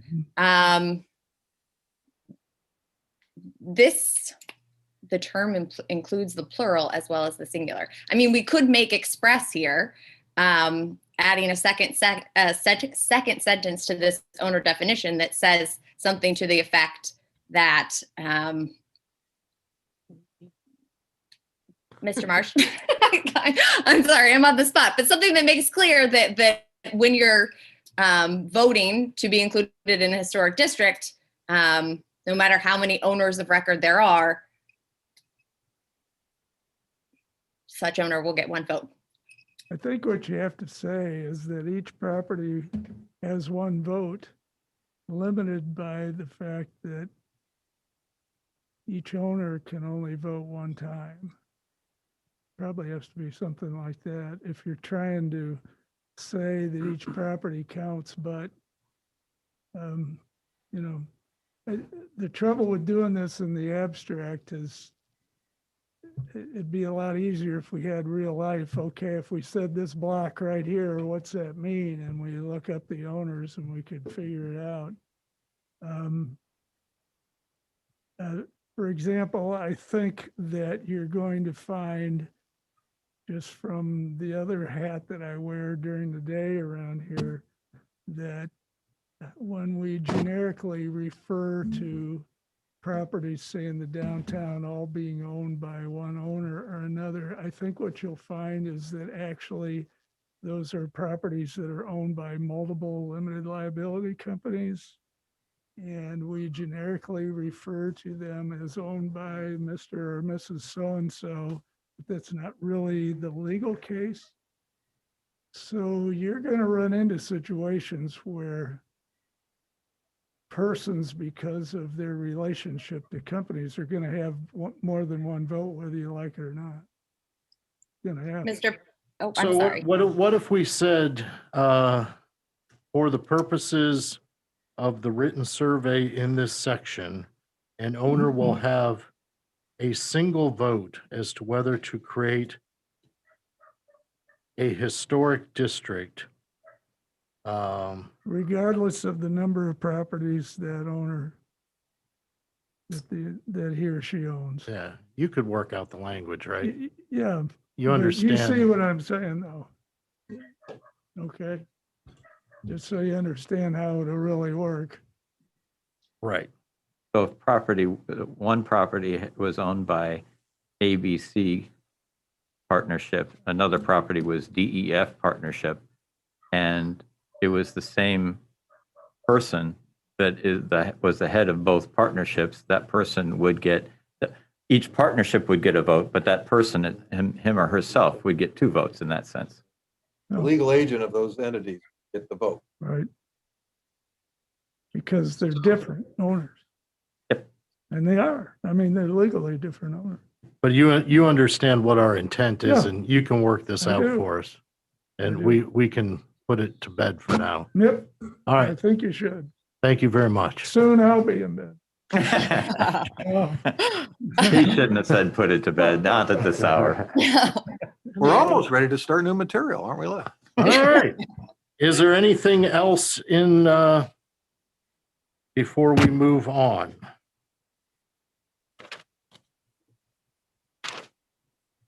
Okay. So hearing nothing, I believe we are at 158.07. And we are using Rachel's draft. Mr. I'm President? using Heather's draft, but There's no changes to that. Yeah, I Yeah. believe there are no changes in Heather's draft. Right, So, she's, Mr. President, did you ask that we look at I was Rachel? suggesting using Rachel's going forward since, all righty.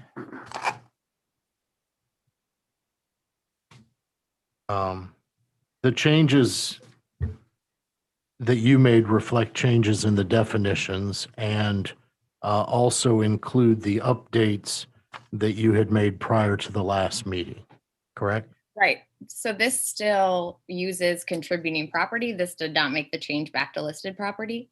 Right. But, and unless anyone has questions about things that are highlighted or specific things that are notes that I made, I mean, I think really the big issue here is step 3, commission review, and the amount of time that runs before before the HBC has to make a decision on a COA application. So that's all in step 3. Right now, it reads, the HBC proposed that a determination must be made within 60 days of filing, but they have the ability to table for certain reasons that decision. And I think various members of council have raised this issue and wanted to discuss it. Is there a reason for the 60 days, Heather? I can't remember. I think we foiled with that a little bit, just to give it some time frame to work with the owner if we needed to.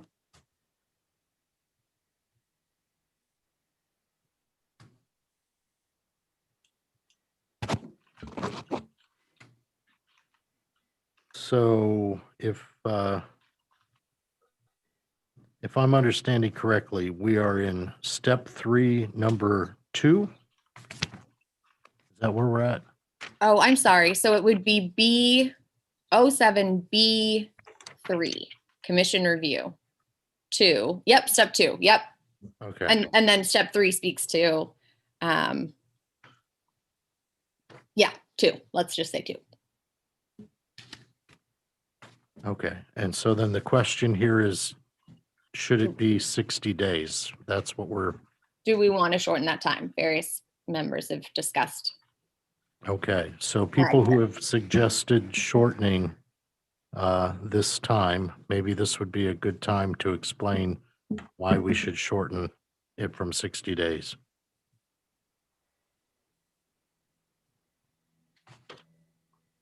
In an early memo through this process, Mike Marsh raised the question or the point that a prospective an owner, that wants to do some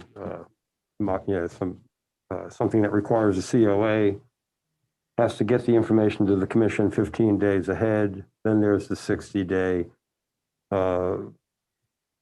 window for the commission. And I agreed with Mike's thought that 75 days, what sounds like 75 days minimum, is a lot when you want to do something that requires a COA. Does the commission feel like shortening that period would be a great hardship?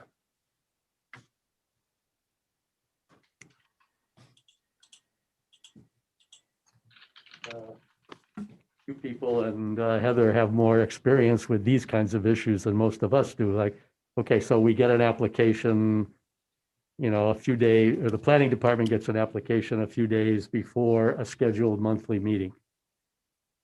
So we couldn't possibly act on it for a month plus some amount of time.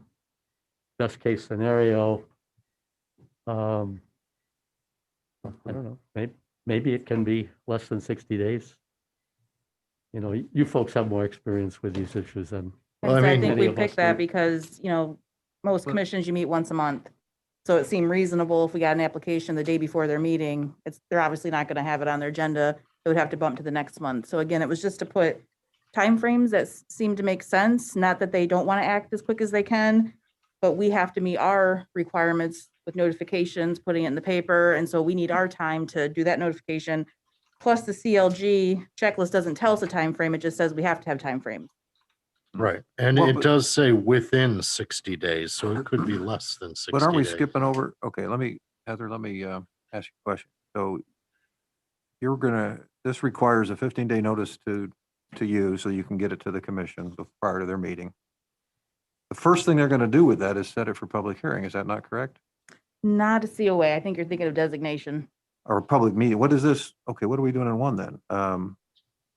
Public meeting on the applicant's COA applicant. That's just the commission meeting, the public meeting. Yeah, it was my understanding that their regularly scheduled public meeting, they would address whatever COA application was. I'd recommend that somehow the language in that Roman numeral I, small I, get adjusted to make it clear that that's just a regularly scheduled meeting of the commission that we're talking about. Okay. But at that point, yeah, I guess my question is, how much time does the commission, if they hear, they have their meeting, they've got a COA, they've got all the information they need, how much more time would the commission need in addition to that meeting to make a decision? I mean, is it unreasonable to say you make a decision at the end of the meeting? Or do you really need to go back in for a month and think about it? And this is a question. I really don't know what the answer, but it would seem to me that that's a possibility, in the same way that we hold public meetings here at council and vote on it when they're done. I mean, I think the goal is always to make a decision that same meeting, just like the zoning board of appeals. Right. But there are situations where they want more data or information that maybe the applicant doesn't have right then and there, so they table it until the next meeting.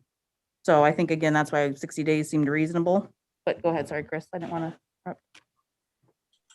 I was just gonna note that in COA meetings I've been involved in, where I am the applicant, that has, what Heather said has been the case. The commission has asked for additional information, or they might have suggestions on, they don't want to just say, no, you're denied. We want to give enough room to say, well, let's just tweak this or change this, and then, then we can be, rather than just say approved or denied, and then it goes through a whole nother, filing and process. So it may just be the beginning of a conversation, all right? Right, and they do have the option of a pre-meeting, which, we would encourage people to have those, but that's not a requirement. So if it's the first time we've seen it, we might have comments that, just need a little bit of adjustment. Okay. But if we also agree that that we approve it, we can approve it in that first meeting if we, with the way the language is written. Okay. Thank you. That answers my question. So do we want to shorten that, or is it fine the way it is? It does say within 60 days.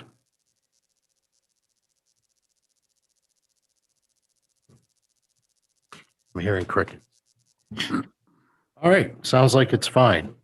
Moving on to the next thing. What do we got next? Well, Not so sure there what- were, I'm sorry, Mr. President. So in C, there were a couple different standards for reviewing a COA bouncing around. So we're going to apply the standards, the Secretary of Interior standards. That's C1. C2, I moved to this from a different section, but this is clearly what the commission has laid out for what they're going to consider when they look at a COA application. And then there was kind of 3 is language that just to me didn't seem to add anything. And so Les has indicated that it's okay to delete this. So that's what I'm doing in C. I don't know if anyone. In 3, you mean, Rachel? Yeah, C3. C3, yeah. Yeah. But C is all the criteria we're going to look at when we're evaluating the COA application. And then C4 makes clear that when we're talking about a non-contributing property, we can relax the standard or guidelines that we're applying.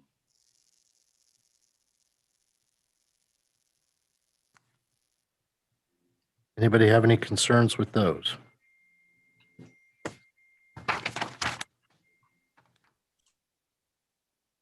If there are none, I have something on 158.07, B as in Baker, step 2. In step 2I, it has 6 items. Don't have an issue with that. But what I do wish for us to consider is, it says 8 copies of each color photograph of the present facade. That's item 2. And then 3 is 8 copies of sketches of proposed changes. If we could add right before the last section in step 2 application, the last sentence says an application for a COA will not be considered until the application is complete. If we could insert a sentence before that that says something to the effect of electronic submission of materials, e.g. email with attachments, is permitted.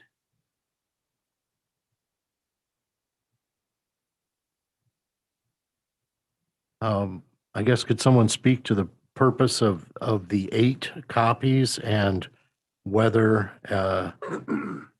1 digital copy suffices as 8 potential copies, or whether they need to be 8 physical paper copies, or what? Well, we what's went the with pur- 8 because obviously there's 5 commission members. Then a copy for myself, a copy for the secretary, and 1 for the file. This is pretty typical for all our applications. We were just hoping to save the city a little money because we kept the fee fairly low at $25 to be consistent with zoning permits. Our only issue with electronic submission right now is that we cannot take the fees that way. We can only do a check or cash. So it makes it really hard for us to get something piecemealed, maybe 1 being electronic, and then they have to come in and bring us the fee. It's just easier for us to get handed an application with the fee. Certainly, we're not opposed to that. Again, it's just one of those things we don't all have together yet that we're able to accept the credit card and get it all at once. Well, I'm thinking in terms of the submission of materials, maybe the application itself would be in paper form, and that way they can pay for it. But all the added materials, in some cases, at least we seem to be moving in this direction, that actually may save time in that you don't have to convert it to PDF, for example. So if all this extra material is, we have the option of electronic, then it might streamline things in the sense that the people putting it together may already have it in that form, and then it'll be easier to then send it out to the various commission members, et cetera. Yes, and Mr. President, I may add too that I think we need to do whatever we can to make this easier for the applicant. And to me, if making this an entirely electronic process, even if in the short term, the city hasn't figured out yet how to take an electronic payment, and we have to ask them to hand carry or mail the payment in, I guess we can live with that until we can figure out how to do electronic payment. But if every step except for the payment can be electronic, I think we ought to allow for that. I think that's it's silly to force a citizen to do things in paper because it might make somebody's job here easier. I think we should make the applicant's job as easy as possible. And I will give you the opposite case scenario. We have citizens that do not have a computer and don't like to do electronic. So I'm just telling you what we experience. We try to cater Well, to no, every commission member. Yeah. I have commission members that don't want electronic, so I have no problem with this. I'm just sharing. We have to service many different needs and individuals, what they can do and what they can't do. Yeah, and that's why I said is permitted, not required. Yeah, It's again, permitted. if making the citizens, I mean, making an option to do paper, if that's the only way they can do it, I'm just saying, whatever, all I'm suggesting is we should make it easy on the applicant, that's all. And it seems that the Yeah, and option I of also don't think it electronic needs to be in submission. writing, but that's all up to you.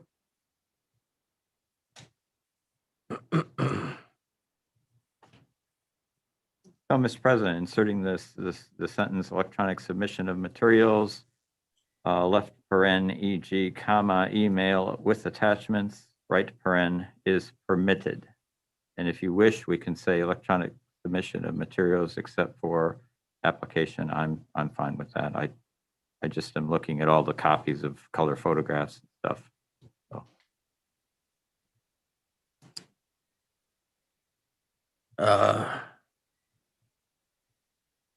All right, so if they submit an electronic copy, you're going to have to make color copies for everybody on the commission, right?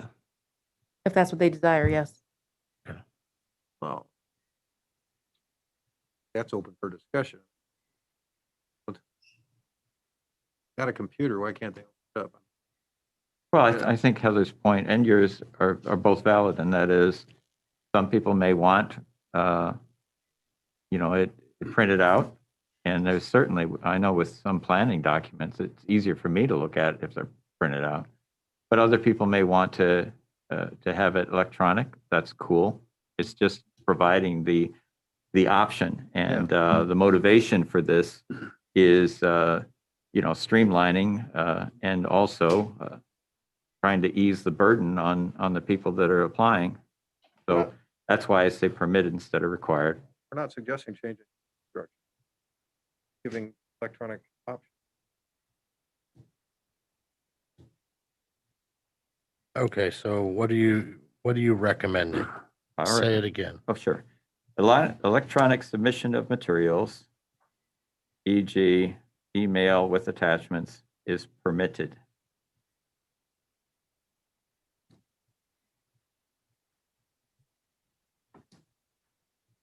Okay. And you will second that, Greg? For the purpose of that we would not need a second, but in that case, all in favor of Bill's suggestion to change so that information can be submitted electronically. All in favor say aye. Aye. Oppose, same sign. Okay, it sounds like things can be submitted electronically. What else do we got?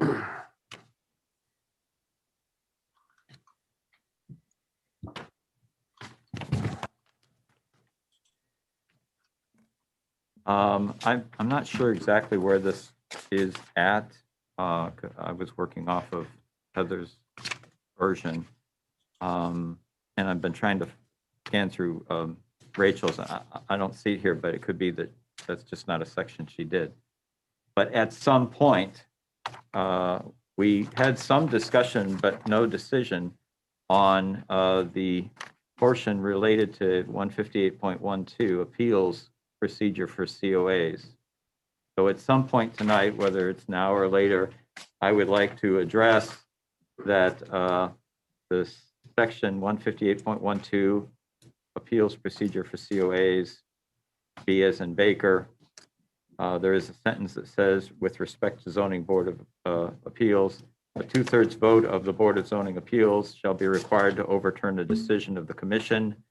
And as was discussed last time, I think it prudent to have a majority vote of the Board of Zoning Appeals shall be required to overturn a decision of the commission.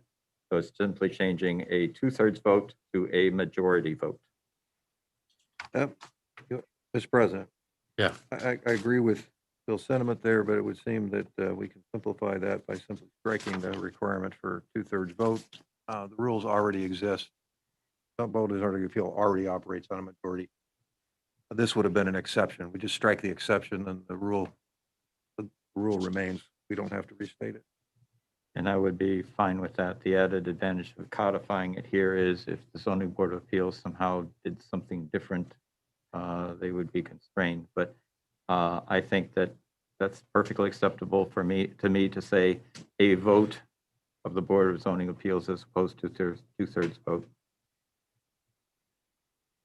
Okay, so we're going to remove that.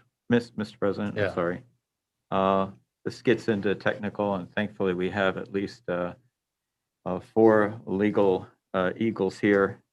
If it says a vote of the zoning board of appeals, if they vote it down, they still voted. So would that satisfy the requirement? In other words, if it says a vote of the Board of Zoning Appeals shall be required, so they voted it down, but they had a vote. So would it make sense then to say a majority vote in the affirmative or an affirmative vote, or is that not needed? I don't even know what you're asking, Bill. Oh, thank you. So if I don't think anybody heard you. oh, I'm sorry. Don't encourage him, Will. No, Will, we just have to consider the folks.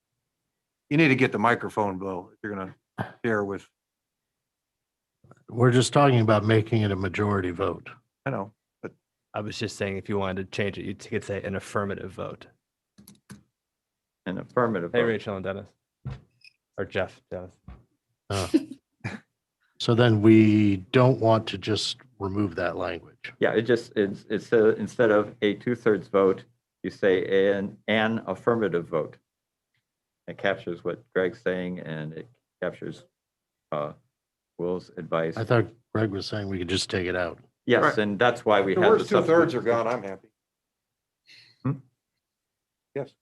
Yeah, so an affirmative vote instead of a 2/3 vote, right there. Okay, all in favor? Do you understand what we're voting on? Okay, all in favor, say aye. Aye. Opposed, same sign. All right, there you go. Affirmative vote. Okay, So have we finished our review of 07 and 08? unless somebody has something to say.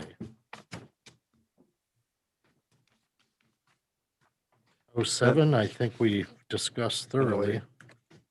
And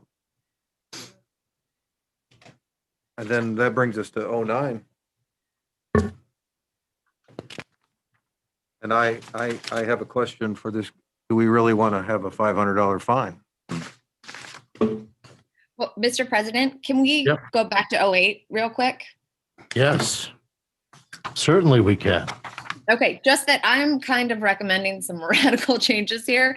I'd like everything that I don't know if anyone's had time to spend with this, but I continue to think all of A is more appropriate in some sort of educational piece that the HPC will put out later. It really just goes through kind of an explanation of what the Secretary of Interior's standards and guidelines are about.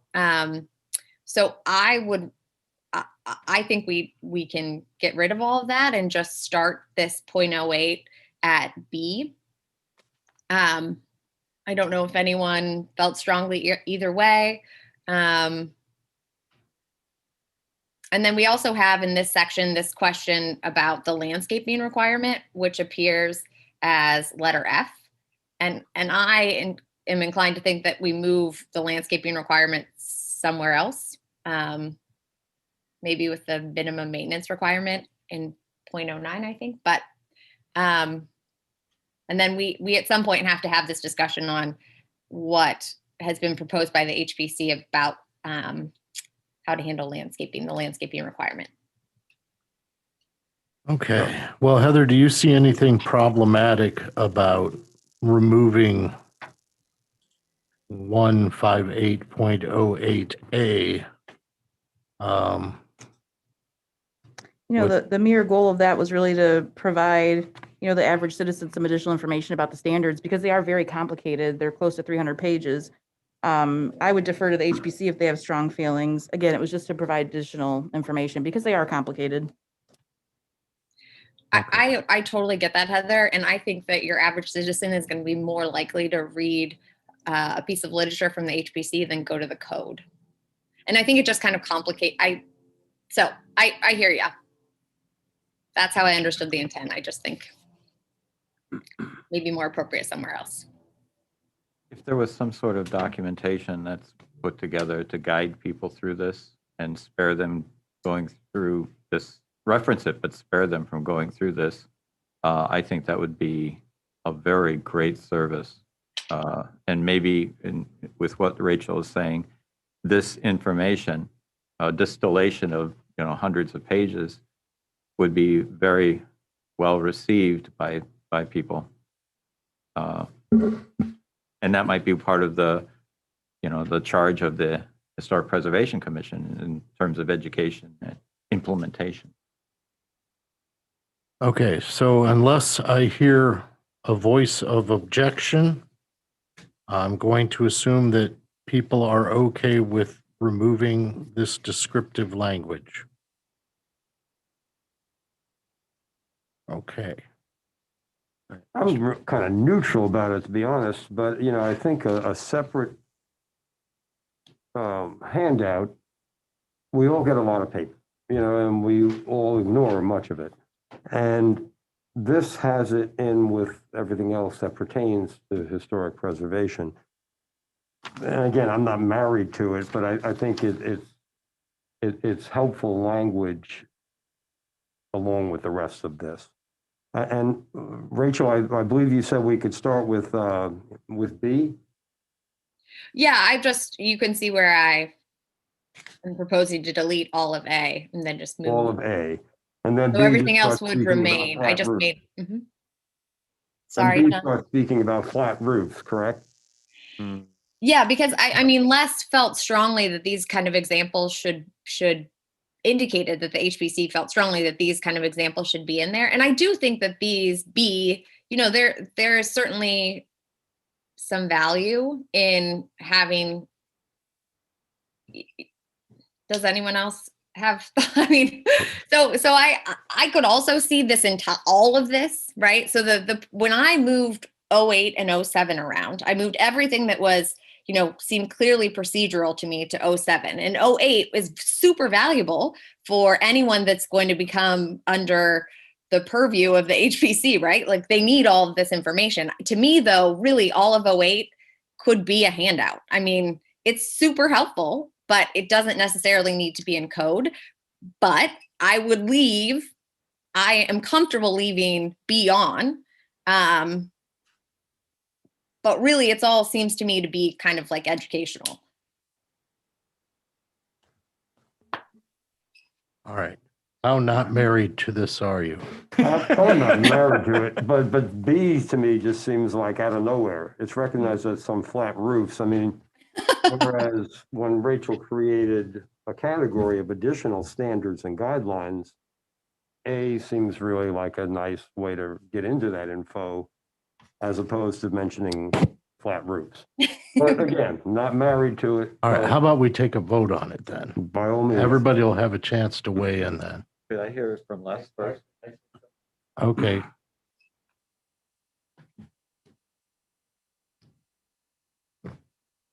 It's about B. There's one provision here, Rachel, that they have changed since we had our discussion back and forth. Okay. And I wanted to make a suggestion about it. This is B1.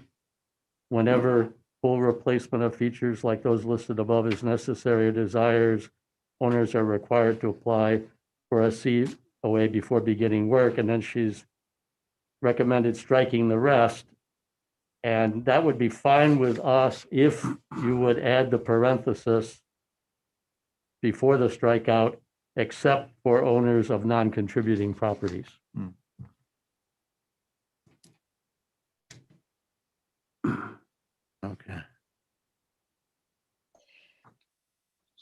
So read that, In other words- read the whole sentence, read one Yeah, to me okay, as there's your, probably a better way of doing it, but I think we would agree that we would not necessarily hold non-contributing properties.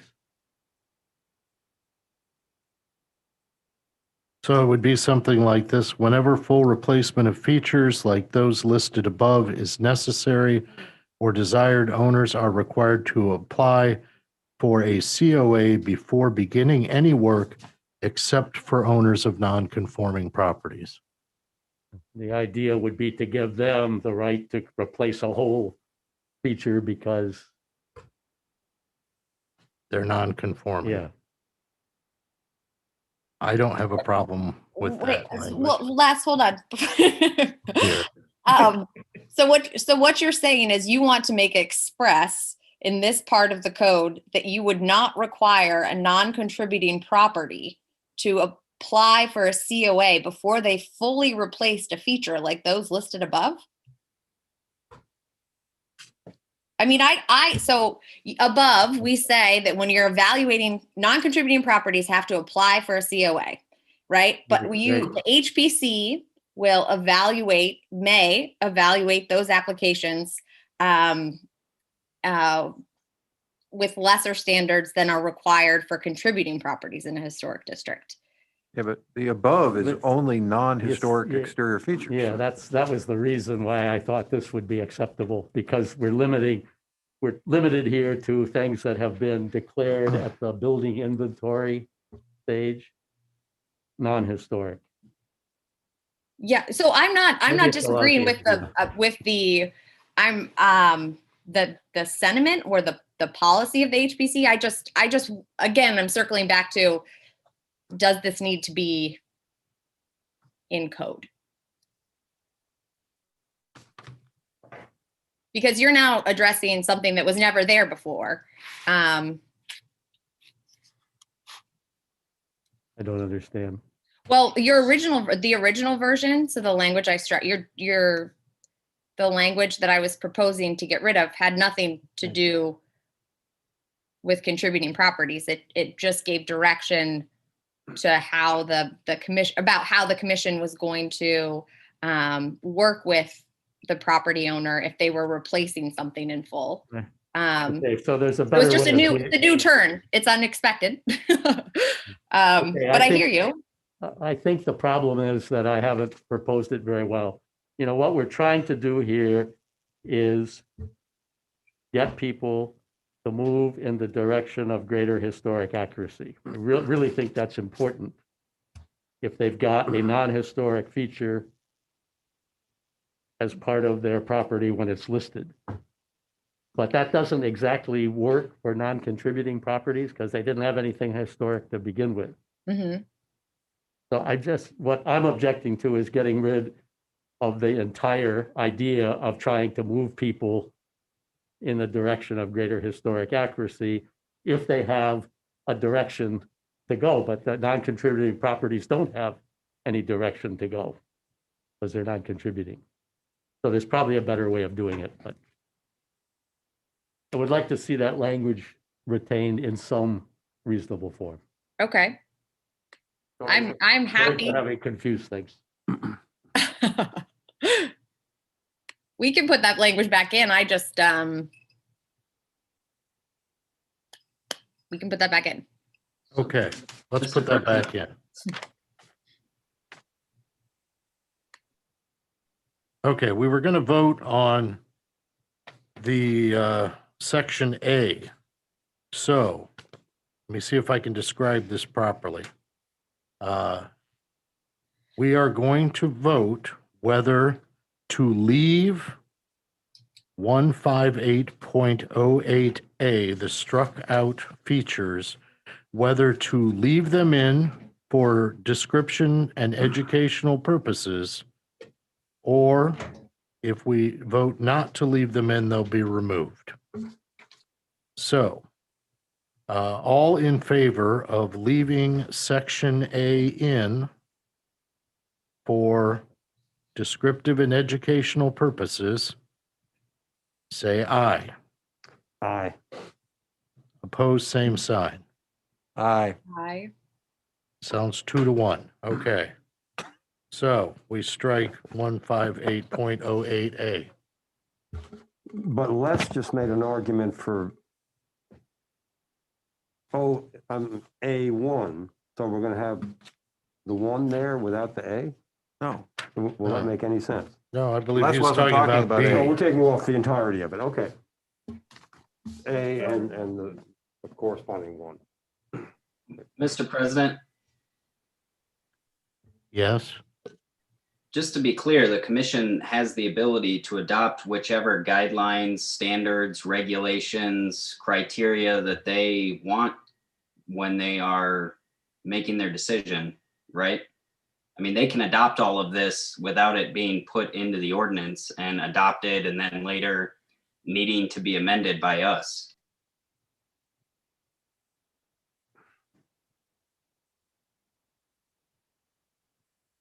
You know, rightly or wrongly, it was our feeling from the beginning that we needed to have council approval of anything that was truly a standard, either because it's a standard in the Secretary of the Interior's documents or because it's one of ours.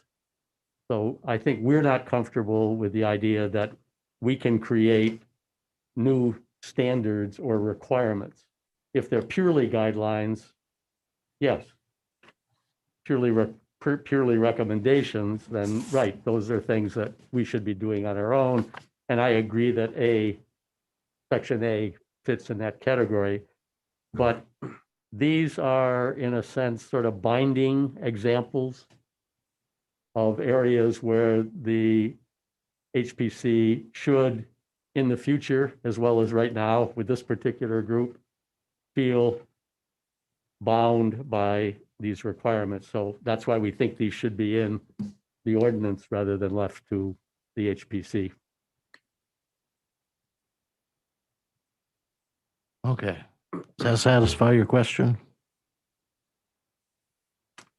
Yeah, that's fine. All right. Are we ready to dive into landscaping? Well, Mr. President, I will say that I agree with Rachel in that whatever language we choose to use for landscaping, I think the best place for it is following the maintenance section. So I think that's where it flows best. So right after 15809, stick in whatever we agree to here for appropriate landscape. And it would seem to me that the recommendation that was presented up front at the first few minutes of this meeting was to use the definition that was provided from the commission. Mr.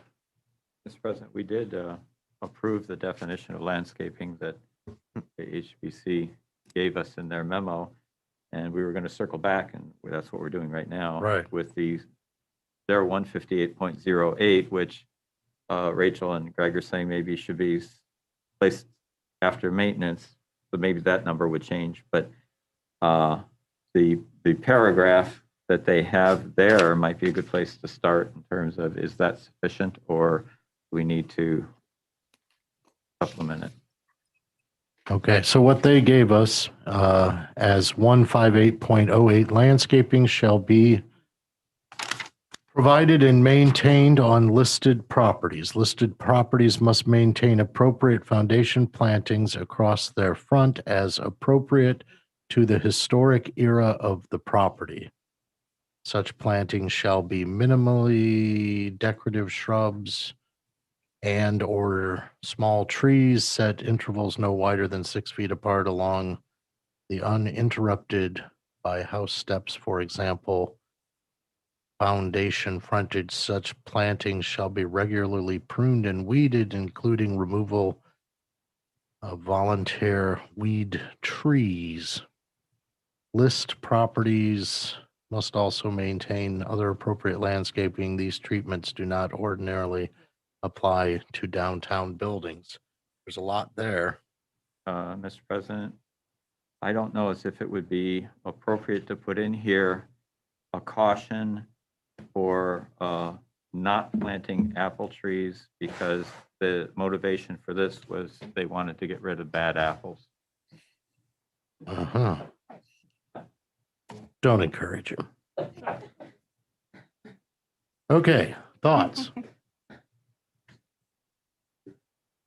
Mr. President, Yep. I'm generally okay with the language that the HPC is proposing. I mean, my concern really on landscaping is I guess the fine that is associated with not meeting this landscaping requirement, which we're going to get to in a couple sections. But I mean, this as proposed is, I mean, So if they're tracking the Secretary of Interior's landscaping recommendation, I mean, that satisfies me. So you're okay with this? You just want to change the location to the maintenance section? Yes, I do feel strongly that it should move. Okay.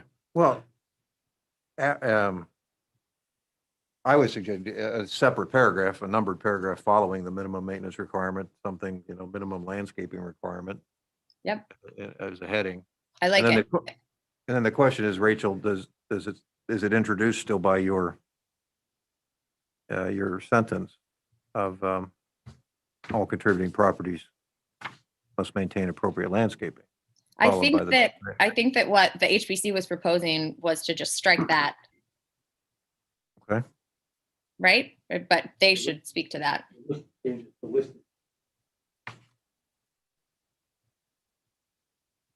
Okay. So does anyone want to contribute more discussion before I suggest that it be moved and given a different heading and we be done with it? So anyone want to say anything else about landscaping? It'll be moved to maintenance, put under the heading that Greg has suggested. Well, I think there's still an open issue here, and I heard some comments from commission on whether the initial sentence here under F, the all contributing properties must maintain appropriate landscaping. Does it stay? Does it get modified to listed properties and then followed by the definition? Or is it struck? Well, their suggestion is listed properties. Okay. So as to, I would imagine, include non-contributing properties. Okay. Okay. So any other comments? So just to clarify, you would basically make that existing paragraph a letter A and then the second part of B? Or That one isn't and what, that two, isn't or- what I was suggesting. I was suggesting a new numbered paragraph, 158. It may turn out to be 10 if there's no other number changes, but a new numbered paragraph with a bold, the title, minimum landscaping requirements, followed by the new language. I like that. All right, I'm hearing some yeps. Does anyone not like that? Going once. Going twice. All right, make it so. Okay. Where do we go now? I'm going to have to change documents. I think we're back to 09 or up to 09. However you want to look at it.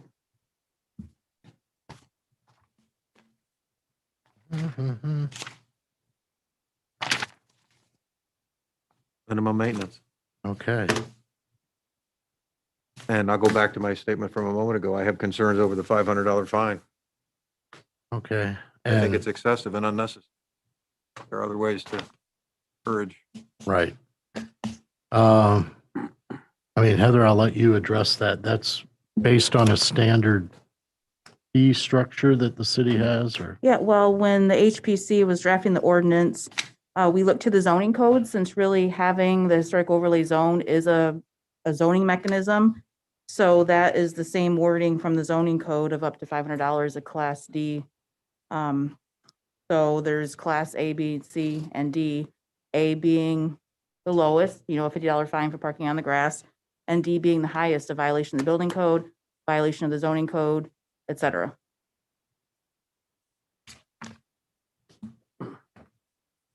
So, and I believe historically, the city does not issue fines of $500, right? Very rarely. It was more frequently used when we had over occupancy issues, which I'm sure Marsh can attest to. When that did happen, they were pretty severe situations where the city was being ignored. And when people request a hearing, they're normally reduced drastically. And, individual circumstances are considered in that case, but it's definitely not something our office looks forward to is finding people. It's a last resort in accordance with working with our city prosecutor and city attorney. We wrote 2 citations in all of 2020. Knowing that, Heather, I'm comfortable with it. I mean, it's a gigantic figure, but it says not more than, and I do know our proclivities is certainly not to fine. So based on that, I could live with the amount. What about you, Greg? Would you still like to see that top end be a smaller number? Yeah, I would, but I'm not here to. not Mr. falling on my sword President? over it. Yes, go ahead. I'm wondering why this minimum maintenance requirement. So when we provides for a fine and then directs us also to 0.11, is that because the intent was that a property owner cannot be fined $500 more than once, right? So 158.11 treats every day, I forget where the language is, treats every day as a new violation, right? So you could be fined $500 every day. Is the intent here by pulling it out that that $500 is an absolute ceiling on the minimum maintenance violation, or can property owner be fined each day a new $500 for not? I believe you're correct, minimally Rachel. maintaining? Okay, I so think we're so I sending a really, so really wrong message to the citizens of Bowling Green about, hey, this is a great improvement for the city. Let's do all this wonderful historic preservation. And while we're at it, if you don't do exactly what we tell you with your yard, we're going to fine you $500 a day forever. I think that's wrong. That's just me. yeah. No, I hear you. So I would for clarity's sake, I would get rid of the discussion of a fine at all in minimum maintenance and just in Well, then 0.09. people will simply ignore it then. Well, but it's swept into 0.11. 0.11 says if any of the provisions of this ordinance are being violated at A, and then B provides for the fine. But maybe the intent was that $500 is the ceiling, that you're not fined every day for a minimum maintenance violation. Then I would get rid of the reference in 0.09 to 0.11. Less. If I may, I think that when we were working on this, we assumed that for ordinary maintenance issues, $500 would be the maximum, not per day.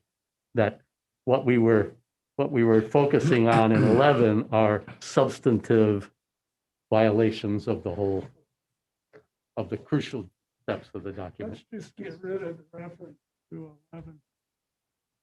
Yeah. And then you've got a maximum. Okay. Because 11 doesn't deal with maintenance. Okay. So we strike the reference to 158.11. All right. I'm Okay. sorry, guys. What? I missed that. What are we doing? Go ahead, Greg. Everybody went home, Rachel. Oh, you're still on. Okay. We're going to leave 500 in, I guess, but we're going to stop it there and we're not going to reference 11.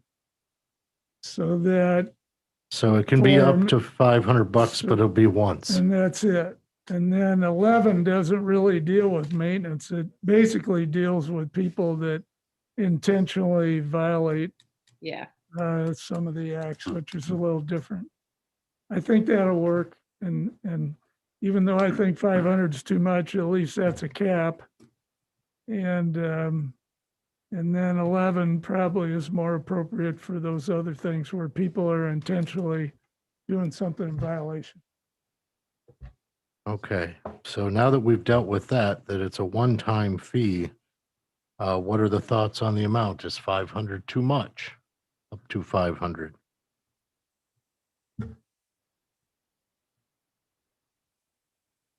Mark, you got a question from, Oh, go ahead. Thank you. Could we change the word shall to may?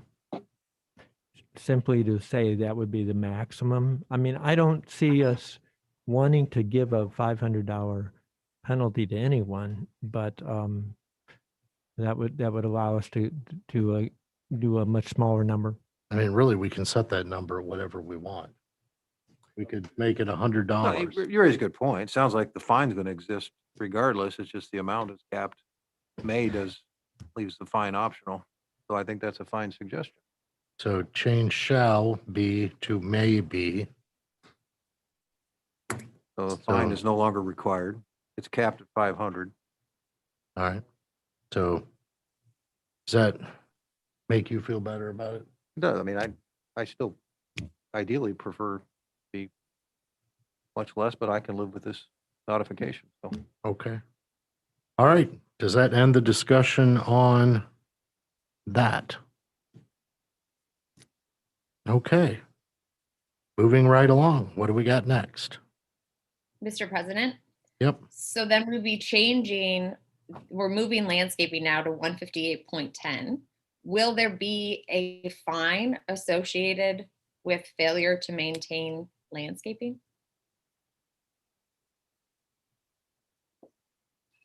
not as it's written now. Well, except that 158.11,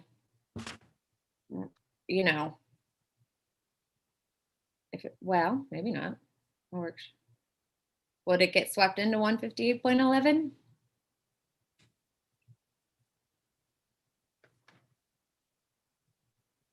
It does say if it is found that any of the provisions of this ordinance are being violated.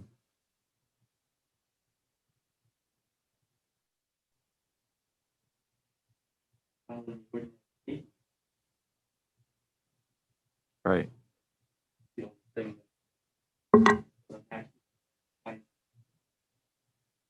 Not following the true landscaping, the stated 09. Nothing to do with. Well, not unless we change it. What if we stay with one section and call it minimum maintenance and landscape requirement? And have a second paragraph with the landscape material and then have the final line be owners who fail to provide reasonable care and maintenance or landscaping may be fined not more than $500. You see what I'm doing, Heather? You Yeah. follow that? Yeah, I think that's what I originally asked, and it was Yeah. supposed to be a different section. It has the added advantage of not having to renumber the Right, other section. absolutely. There you go. So it's both maintenance, right. It works for me. All right. All right. Seems that- like a reasonable compromise. Yep. I'm good with that. Solution. All right. What do we got next?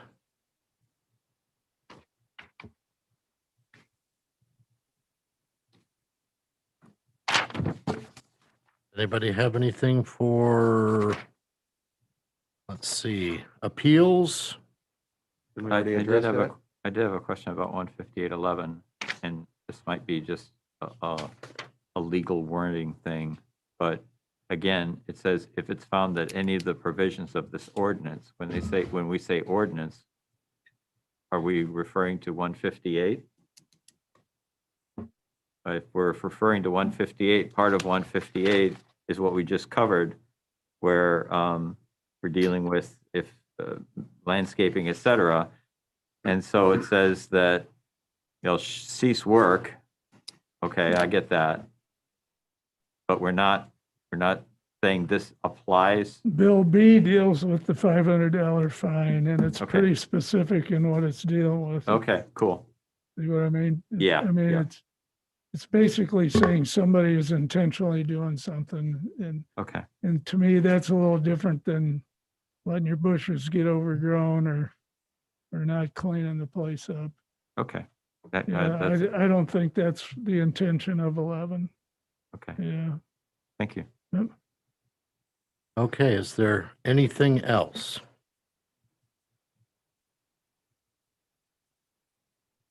Anything at all?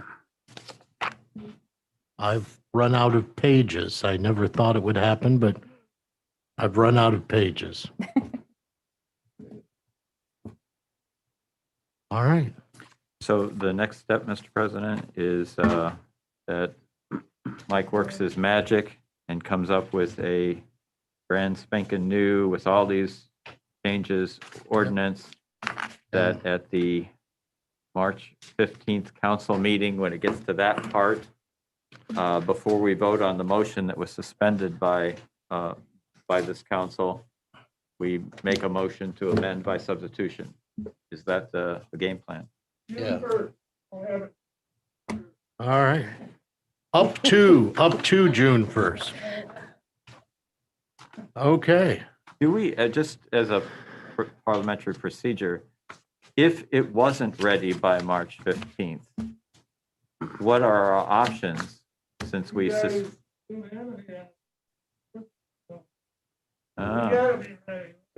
you go. Okay. We're voting on something. Okay, cool. Okay, well, unless someone has something for the good of the order, I'm willing to say that we are I just finished. have 5 more things, Mr. President. No, Well, you should, no, I'm kidding. I wanted to, you should send me 8 copies of those. I wanted to thank everybody that has worked painstakingly and painfully probably on this. It's obviously taken a lot of work by a lot of people, and it wouldn't be where it's at without all that work. So thank you very much for contributing to our community. Right. Despite our best efforts as city council, it might still prove useful. Exactly. All right. I move that we adjourn, All sir. right. All right. Second. Yeah, I should have everything. All right. We are adjourned. Okay, thank you. Committee of the whole, sir.